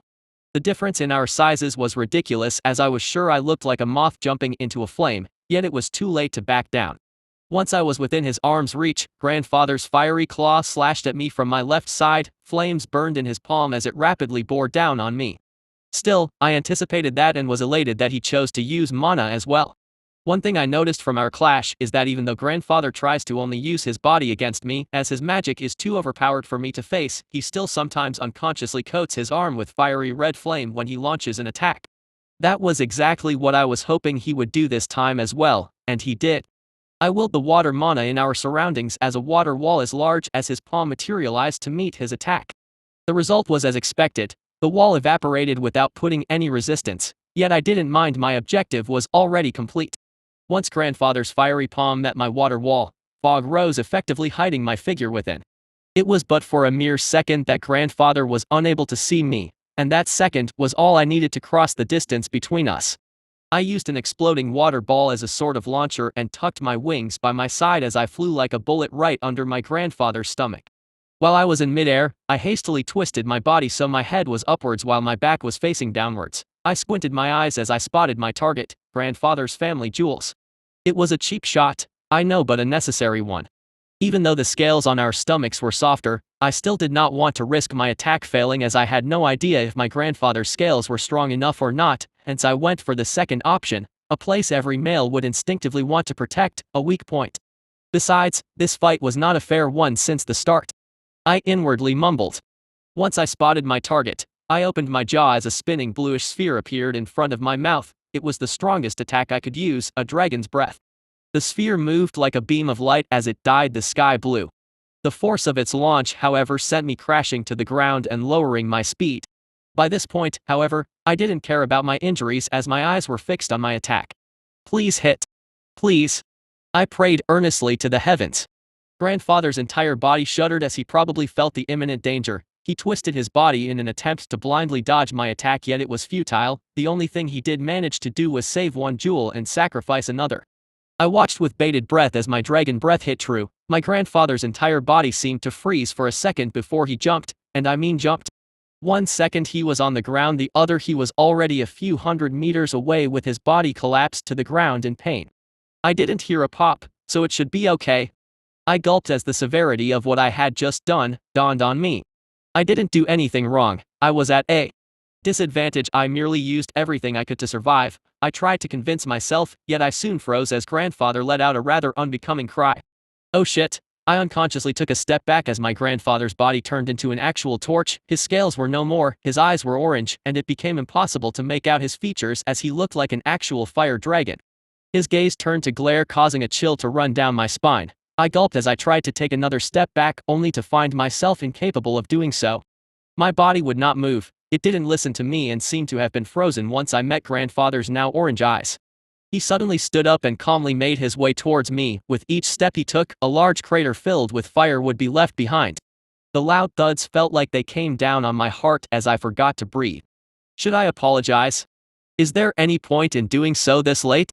Fuck, am I going to die now? My mind went into overdrive as countless thoughts spiraled in my head. I was unable to sense any emotions from my grandfather, which made the entire ordeal all the more scarier. Huh. To my ultimate surprise, grandfather stopped a small distance away from me and simply stood there staring. I was confused as my eyes kept darting around, trying to figure out what was happening. I could feel the heat emitting from his body, which made my scales tingle uncomfortably. I was sure that if he took another step forward, I would be burned alive. I tried to control the water mana in my surroundings to cool myself off, but it almost felt like he was blocking my link to the stream of mana. Just as the heat was slowly becoming unbearable, grandfather's flames disappeared without a trace as he reverted to his normal figure. His gaze was calm and steady as he looked at me before his mouth curved upwards in a terrifying grin. "That was a dirty blow, little one," he said. I was about to try and explain myself when he continued. "But a very smart one nonetheless," he added with a nod. "In an actual life and death battle, there is no right or wrong, nor are there any codes you must abide by. The only thing you should be concerned about is making it out alive, and to do that, you must use everything at your disposal no matter the tactic. You did well," he said in a proud tone. I was still surprised that he didn't seem mad about my attack anymore, that I forgot to say anything back for a few seconds. Grandfather merely grinned at me before he turned to take his leave back to the top of one of the 4 giant pillars with the other adults. I was left standing there with a dumbfounded expression before the pain that I so much wanted to forget came rushing like a flood. My knees buckled as I collapsed with a thud, a long sigh escaped my mouth. "It's over." All of the adrenaline left me at once, as every part of my body protested in pain. I closed my eyes as I willed the water mana to heal me. "I wonder how the girls are doing," I mumbled in curiosity as I recalled the second fight that was supposed to take place in the second arena. "Maybe they also finished?" I thought. Let's just heal up first and then go check." Chapter 57, Bad Matchup. My body felt like it was broken all over as pain racked every part of it. It was a bit hard to keep my concentration as I breathed in the water mana and slowly breathed out, letting it complete a cycle inside my body. Slowly but surely, the discomfort became more tolerable as I opened my eyes. Once I did, I took a glance at the 4 tall pillars surrounding the arenas. The adults all had their attention on the second area, where all at the blue dragoness and Linus the pink one were probably fighting at. Due to the peculiar bowl-shaped arenas, I was unable to make out what was happening in the other side. Curious, I carefully moved my limbs to make sure that there was no hidden injury left nor any discomfort. With that taken care of, I hastily jumped to the air and made my way onto the pillar where my grandfather was situated. To my dismay, the pillar was not particularly large. My grandfather's impressive figure was already taking all the place available. As if sensing my hesitation while I hovered in the air above him, grandfather used his mana to gently guide me down to the top of his head. "The little one's fight is almost over," he said as soon as I landed. I threw the second arena a casual glance. From my current point of view, it was easy to see the entire thing. "No wonder they are sitting in this place," I inwardly mumbled in understanding. All at and Linus's fight was reaching its climax. To my ultimate surprise, Linus the pink dragoness was on the defensive with bloodied scales, while All at seemed relatively unharmed. Various small puddles of water were left across the stage. "That's unexpected," I thought. Linus was strong, I knew that for a fact because I saw how she easily tamed Ember. Her sneak attack was very dangerous as well. Had it not been after my naming ceremony, then I had no doubt I would have completely missed it. Then again, why is she losing to All at? I wondered.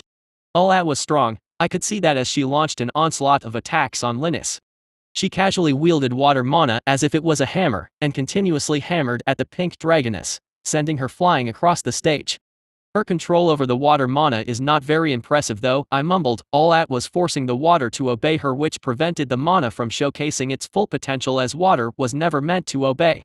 But was Linus always this weak? I frowned. I watched carefully as she summoned a pink shield to stop All at's attack, only for it to collapse after one blow, sending her flying through the air and into the other side of the stage. "She's toying with her," I mumbled with a groan, still confused at the whole fight. My grandfather must have noticed since he spoke. "You seem puzzled, Ether?" he asked, his voice carrying a hint of a smile. "Yes, grandfather, I don't understand how Linus is so weak now. Is she acting that way to lower All at's guard? Even so, it doesn't make any sense to sustain so many injuries." I admitted that I had no clue about what was happening. Grandfather simply listened to me talk before he nodded, after which he began to explain. "You are only seeing with your mortal eye, Ether. Observe the flow of the mana. I'm sure you can see it as well if you try," he said. With a frown, I slowly willed my heart energy into my eyes. The world blinked as multiple colors assaulted my vision. Suddenly everything seemed so bright and colorful as countless colors danced around me. I moved my gaze to the fight below, only for my eyes to widen in surprise. "Do you see it?" asked my grandfather. I simply nodded in reply. "I do." Below, All at's mana was like a river pounding at Linus, raw and strong. It seemed unstoppable as it hammered on her feeble mana. While All at's mana appeared like a raging river, Linus's one seemed more like a gentle flower. There was just no comparing the two since both were completely different. It was not like Linus was not trying to retaliate, quite the opposite. I was shocked to see countless almost invisible strands of pink mana, similar to the ones she sent against me shooting towards Allat. The weirdest part about the whole matter was Allat's reaction to it. She looked completely unaffected by it, almost as if she was immune. All of Linus's mana landed true on their target, but none had the desirable effect of stopping the rampaging water dragoness. Why is it not working? It's not like Linus's attacks are weak, quite the opposite. I turned to my grandfather, who had an all-knowing smile on his face without moving his gaze from the battle. He explained, "Little Pink's power is a very rare one. Any sort of magic that allows you to tamper with your opponent's emotions is extremely dangerous, and you should always be wary of those types the most," he first said with a serious tone before continuing. "Then again, it's not like they are invincible. They, like all the others, have a weakness, especially when they are young. Their magic is very weak against members of the same sex, especially during their childhood periods. That's why little Blue over there is having the time of her life," he added with a chuckle. "But isn't that kind of unfair?" I unconsciously asked, not expecting much of an answer. Yet at that, grandfather suddenly turned serious as he replied, "Nothing is fair either, be sure to remember that. The sooner you realize it, the better. Life does not have any obligations to be fair to you, it does not revolve around you. Do you think your matchup with Little Ember was fair to him? No, but that's just the way things are. If you don't like it, then the only thing you can do is get stronger, strong enough that you no longer need to bother about bad matchups and whatnot. Remember well, Ether, the only thing that you can truly rely on is yourself, never forget that," said my grandfather. I was momentarily surprised, as I was not expecting him to say so much. Yet for some reason, his words kept repeating in my mind. To get stronger. He had a point. In my previous fight against Ember, I was the one holding the advantage due to our elements. It was a bad matchup for him. But then against grandfather, none of that truly matters, I mumbled as I recalled his flames evaporating my water magic without giving me any chance to retaliate. I had a lot to think about as I kept repeating his words. Why do I want to get stronger? I wondered. I did not have an exact goal in mind. If it was before, I would have been content with simply being reincarnated as a dragon. Yet the more time I spend in this place, the more my perspective on certain things changes. I still want to see a lot of things. I want to visit new places, meet new dragons, and different races, and for that to happen, I guess my only option is to get stronger, I mumbled with my resolution rekindled. Chapter 58, Unexpected Situation. The final fight quickly reached its end as Linus laid sprawled on the ground, unable to continue. Allat had a triumphant expression on her face as she gazed at her. Her eyes then turned to peek at the second arena where I had fought against Ember before they darted to the adults who were standing on the pillars. It felt as if she was looking for someone. Once her gaze fell on grandfather, our eyes instantly met. I could feel her emotions as she looked at me with a proud expression, almost as if she was trying to showcase her strength to me by proving she was superior to Linus. I could not see my grandfather's face, yet I already had an idea of what it looked like with a giant grin. "Shit, that's embarrassing," I inwardly mumbled. "That little one seems to be interested in you, Ether, as expected of my grandson." "Haha," he said with a laugh. "Isn't that the first time he called me his grandson? And it was over a girl." I didn't know how to feel about the entire situation and simply let out a long sigh. "Yeah, it seems like romance will have to wait for a bit longer," I mumbled. While I have already come to terms with me being a dragon and the fact that I lost my human form, I still could not bring myself to completely lose my taste to the opposite gender, hence why I could not answer to Allat's feeling. She jumped into the air and made her way back to the adult dragoness that accompanied her and settled on top of her head. Ember was seated in the same position with the second adult red dragon. Seeing how Linus lost, I turned to glance at the multicolored dragoness and caught a glimpse of her mana gently moving towards the middle of the arena and bringing Linus back to her. Her mana seems to be even stranger, I noted with a frown. For some reason shiver ran down my spine when I glanced at the multicolored stream of mana. My grandfather must have noticed because he replied, "It's good to see that you have some good senses, but you should stay away from that one, Ether. Her type is dangerous," he said with a frown. Surprised, I glanced down at grandfather. Although it was for a mere second, I was sure I felt a hint of nervousness from him. Holy shit, how much of a monster is she that even grandfather is wary of her? I gulped and made up my mind to stay as far away from her and Linus as possible. With our fights finished, all adults were standing on top of a pillar with their respective younglings seated on their heads. A heavy silence prevailed for a few seconds. The one who broke that surprisingly was the second red dragon. The younglings are strong this time. The water dragoness nodded in approval at that before replying in a surprisingly sweet feminine voice. Indeed, we can rest assured, grandfather nodded as well and continued. Agreed, at least it's not a repeat of the last cycle's tragedy, he said, causing the mood to turn heavy around all of the adults. Last cycle's tragedy? That was something I never heard of before. It didn't seem like an appropriate time to ask about it, so I made sure to keep the term in the back of my mind for now at least. I strained my ears to listen to the adults' conversation, hoping to learn more about the entire situation. The multicolored dragoness was the final one to speak. Her voice was very pleasing to the ear, making one almost instinctively have a favorable opinion about her. It's a shame about what happened to that child though. I'm sure old Neo did not take his death easily, she said with a sigh, a sad expression hanging on her face. That child? Does she mean Brown? So that means the adult dragon that left with his body is called Neo. I mumbled. Still, she really is dangerous, no wonder grandfather warned me to stay away from her. I gulped. She didn't need to do anything, yet there was something about her that just rubbed me off the wrong way. Old Neo will probably head to the borders after he gives the little one a proper send-off, said the adult water dragoness. It's not his turn, right? Isn't it your kid's job for this cycle, Hayden?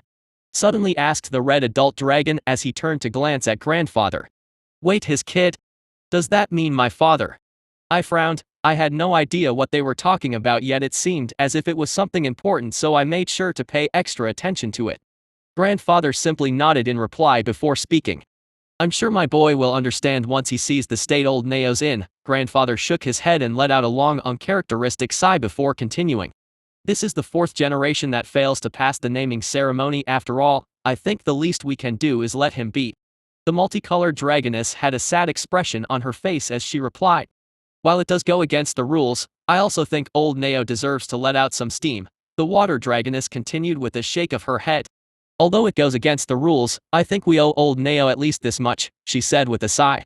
The adult red dragon seemed surprised at that as he replied.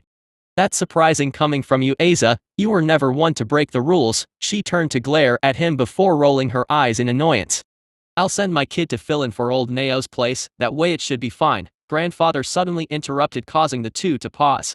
We don't get to choose our turns, Hayden. You know that better than anyone, said the red dragon with a frown. I do, and it's not like Neo will take charge of this cycle. The whole thing is to allow him to blow some steam, else he might truly go crazy. My kid will take care of his place until he gets his emotions sorted out, calmly replied my grandfather. The multicolored dragoness nodded in agreement. Certainly, if it's him, his strength is undeniable, so I'm sure it would not be a problem. Hearing that, the water dragoness seemed to disagree as she shook her head. While it's true that he is very strong, I still have my doubts, especially when the opponent is him, she said. Grandfather was unfazed and answered with complete confidence. My kid can handle it, seeing how much faith he had in his child. My father. The rest of the adults let out a few long sighs before they seemed to come to a unanimous agreement. Well, let's take the younglings to their final test first, said the red dragon. The others all nodded. Soon we were already in the air as we made our way further north towards our next destination. My mind was still confused as I tried to piece out all of the information I gathered. Why does everything have to be so damn confusing? I growled in annoyance. Chapter 59, Last Trial. I was standing on top of my grandfather's head as I scanned the area below. We had long since left the place of the giant black temple and went in the opposite direction of the Dragon Road. The land below was a mixture green of plains and mountains. It continued that way until we reached another forest with trees as tall as my father. That's a giant forest, I inwardly mumbled. The younglings were all standing on the back of the adults as they glanced about in curiosity. It seemed like it was their first time coming to this place as well. That made me a bit relieved, seeing as I was not the only one. Grandfather and the adults did not have any intentions of slowing. Instead, they continued their flight as we quickly reached the giant forest's boundaries, a large rocky cliff that led straight to the ocean. As soon as the sea came into view, the salty smell assaulted my nose. I stared at the view ahead, a deep resonating blue color below to one above in the sky. From water to sunlit air, the briny aroma made me feel all the more at home. It felt as if the sea air had the ability to whisk my soul into a different place, one within its gentle yet strong embrace. I didn't ask any more questions about the upcoming trial. When I did, grandfather had told me to be patient and that I'll know when we get there. Is this the place of the last trial? If so, I don't want to rush into things, but I definitely hold an overwhelming advantage, I inwardly mumbled. All-at was also a water dragoness, so she should be feeling the same way. Ember, on the other hand, is completely out of his element. All of the adults made their way to the edge of the cliff, where we were all asked to step down and line up.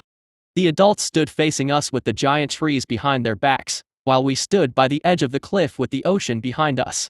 The sound of the waves crashing against the rocks below was almost soothing for me. I really liked it here. Grandfather was the one to speak on behalf of the adult. It's time for your final trial. With this, the only thing you will have left is your rite of passage before you can be considered as full-blown dragons. I could feel my blood pumping in excitement. Various thoughts and guesses ran through my mind as I tried to think of what the trial could be. The other younglings were no better. I could feel their raging emotions. They were all ready to go. Ember seemed to avoid my stare, however, while All-at on the other hand kept shooting me flirtatious gazes. I shook my head and brought my attention back to my grandfather. He silently stared at us for a while before finally speaking. Your next trial is to eliminate a few targets, he said with a serious expression on his face. Targets, here? I wondered, yet since it did not seem like he had finished talking, I refrained from saying anything and waited patiently for him to continue. The targets of this trial are an inferior race called the humans. Every year a few of them with a death wish will attempt to locate our land. This time it's your duty to eliminate them, said grandfather, bloodlust flashing through his eyes. I gulped as I felt my heart skip a beat. Humans, this would be my first meeting with them after my reincarnation. To kill humans, a very small voice at the back of my head protested that it was wrong, yet one glance at grandfather's expectant gaze as he looked at me was enough to throw whatever hesitation I had out of the window. I was no longer a human. My name is Ether, and I'm a proud dragon, I told myself as I steeled my resolution. The humans were nothing but invaders. They brought this upon themselves. Ember and the rest of the younglings had excited expressions on their faces.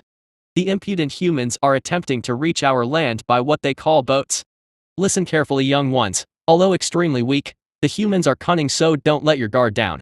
Their real objective is you little ones, he said, which only served to confuse me. He must have seen that since he continued to explain. Our land is surrounded by the king's mana. No matter what they do, none of the other inferior races can set a foot on it, or even find it for that matter. The only thing they can do is move about uselessly in circles. That's when we send our people to take care of them. Sending one of the adults will be overkill, which means you younglings get to take care of it, he said. Ah, that makes sense, I mumbled in understanding. None of the adults are willing to lower their pride and deal with what they consider as an inferior race, so that job is thrown at us. But he said something along the lines of their true objective being us. Thinking about that, and from grandfather's explanation, I came to a conclusion of sorts. Basically, the humans can never reach our land, probably can't even see it, but since they loiter somewhere around it, we got to take care of them. Now my guess would be that this is not the first time younglings like us have been sent on this trial. Some may have lost to the humans, which could possibly explain them coming back. I'm not quite sure of the value our bodies hold to them, but I'm willing to bet it's quite high, so that's why grandfather looked so serious when he told us to be careful. That should be all, little ones. Your targets are somewhere out there, he said while motioning to the vast sea behind us with his head before continuing. You will be considered to have passed the trial if you manage to sink a boat and deal with the humans on board. No need to worry about how to prove it. We will know, he said with a terrifying grin. Now then, I wish you good luck and be careful, he added in a solemn tone, a hint of worry passing through his eyes as he watched us go. Ember was all fired up. He was the first to leave. All-at followed right after him, then Linus. I shot my grandfather one last glance, to which he nodded silently. With that, I turned to the edge of the cliff and jumped. The feeling of weightlessness overtook me as the wind howled by my ears. My heart began to beat loudly in my chest in excitement. I was going on a hunt, and the prey was humans. Shit, I need to calm down, I'm too excited for this, I inwardly mumbled. I didn't fly at a very high altitude, quite the opposite. The ocean was at an arm's reach away from me. I was tempted to take a dip, yet refrained from doing so, at least for now. Now then, I guess I should first find them. Luckily I know just the trick for that. I grinned. This is going to be fun. Chapter 60, Meeting. The main reason why I considered myself to hold an undeniable advantage in this trial was obviously the sea below me. I was a water dragon. Water was my specialty, hence providing me with a location such as this. I was almost feeling a little bit sorry for the rest of the younglings. All-at should be fine though, I noted. Once I was a distance away from the cliff, I took my time to scan my surroundings. Our land, or so grandfather liked to call it, was surrounded by cliffs from all sides. There was no beach nor sand whatsoever, only tall, intimidating cliffs with large waves crashing against them. This served to give the land an almost ominous feeling to it. The strangest part of it all, however, was the fog. At first, I was able to see the land as clear as day, yet as soon as my distance away from it grew, a strange faint fog appeared surrounding it. I could still see the land, yet the farther I went the thicker the fog became until suddenly it disappeared. What I stood there dumbfounded for a few seconds as the massive land was no longer there. This might explain why the humans had never been able to find us, I muttered. Still, I did not sense any sort of mana from that fog, I thought as curiosity filled my mind. Now's not the time for that, I can always ask grandfather when I go back, first let's find the humans. I flapped my wings, lowering my altitude until my feet reached the sea. I did not sink, instead, I remained firmly standing on water. Closing my eyes, I reached out to the water mana, which was overwhelming in this place. With the water below my feet, I extended my conscience outwards, using the mana as a sort of radar to scan my surroundings. Usually, I could use the water particles in the air as radar to scout the area, yet that method was extremely hard and not very efficient since it required tremendous control over the mana. Now, however, with all the water below me, there was practically no place in the sea that was beyond my reach. There! My eyes shot open as I could feel my mouth curve upwards in excitement. I found them. There was more than one ship, yet most were far away from me, only one was very close. I wonder if the humans of this world are any different, I inwardly mumbled before diving headfirst into the water's embrace. Why attack from the sky where they can see you when you can do it from underwater? With my new ability to scan my surroundings, no underwater creature could hope to sneak up on me anymore. I extended my senses deep into the sea, my mind was getting overwhelmed due to the amount of information being sent back to me by the mana, hence I restricted the use of my ability to the immediate area surrounding me. I'm still not strong enough to use this to its fullest ability, but it'll do for now. Making my way towards the humans, I remained close to the surface, not quite diving down too low. I still felt a little bit uneasy as I could feel all sorts of presences lurking in the deep, dark, ominous parts of the sea. I tried my best to not alert the dangerous ones I could feel, and since almost all of them were close to the bottom of the ocean, I should be safe if I'm careful. It did not take long before I was already upon the human ship. Its size was enormous, yet the design was vaguely similar to that of a ship from the Middle Ages. Well, here goes, I'll hit them with all I got from the start since grandfather said to be careful. I gulped before I reached out to the mana which surrounded me, asking for its help. Minus. My name is Ari, I'm a knight apprentice from the academy who was sent to join the sea expedition party alongside a few other fellow apprentices. The purpose of the expedition was to find the Forbidden Continent, but that was in name only. Everyone knew that finding it was impossible. Hell, most thought of the continent as nothing but a legend at this point. I still had my doubts, though the real reason why we apprentices were sent here was to pass our graduation test by hunting a sea monster.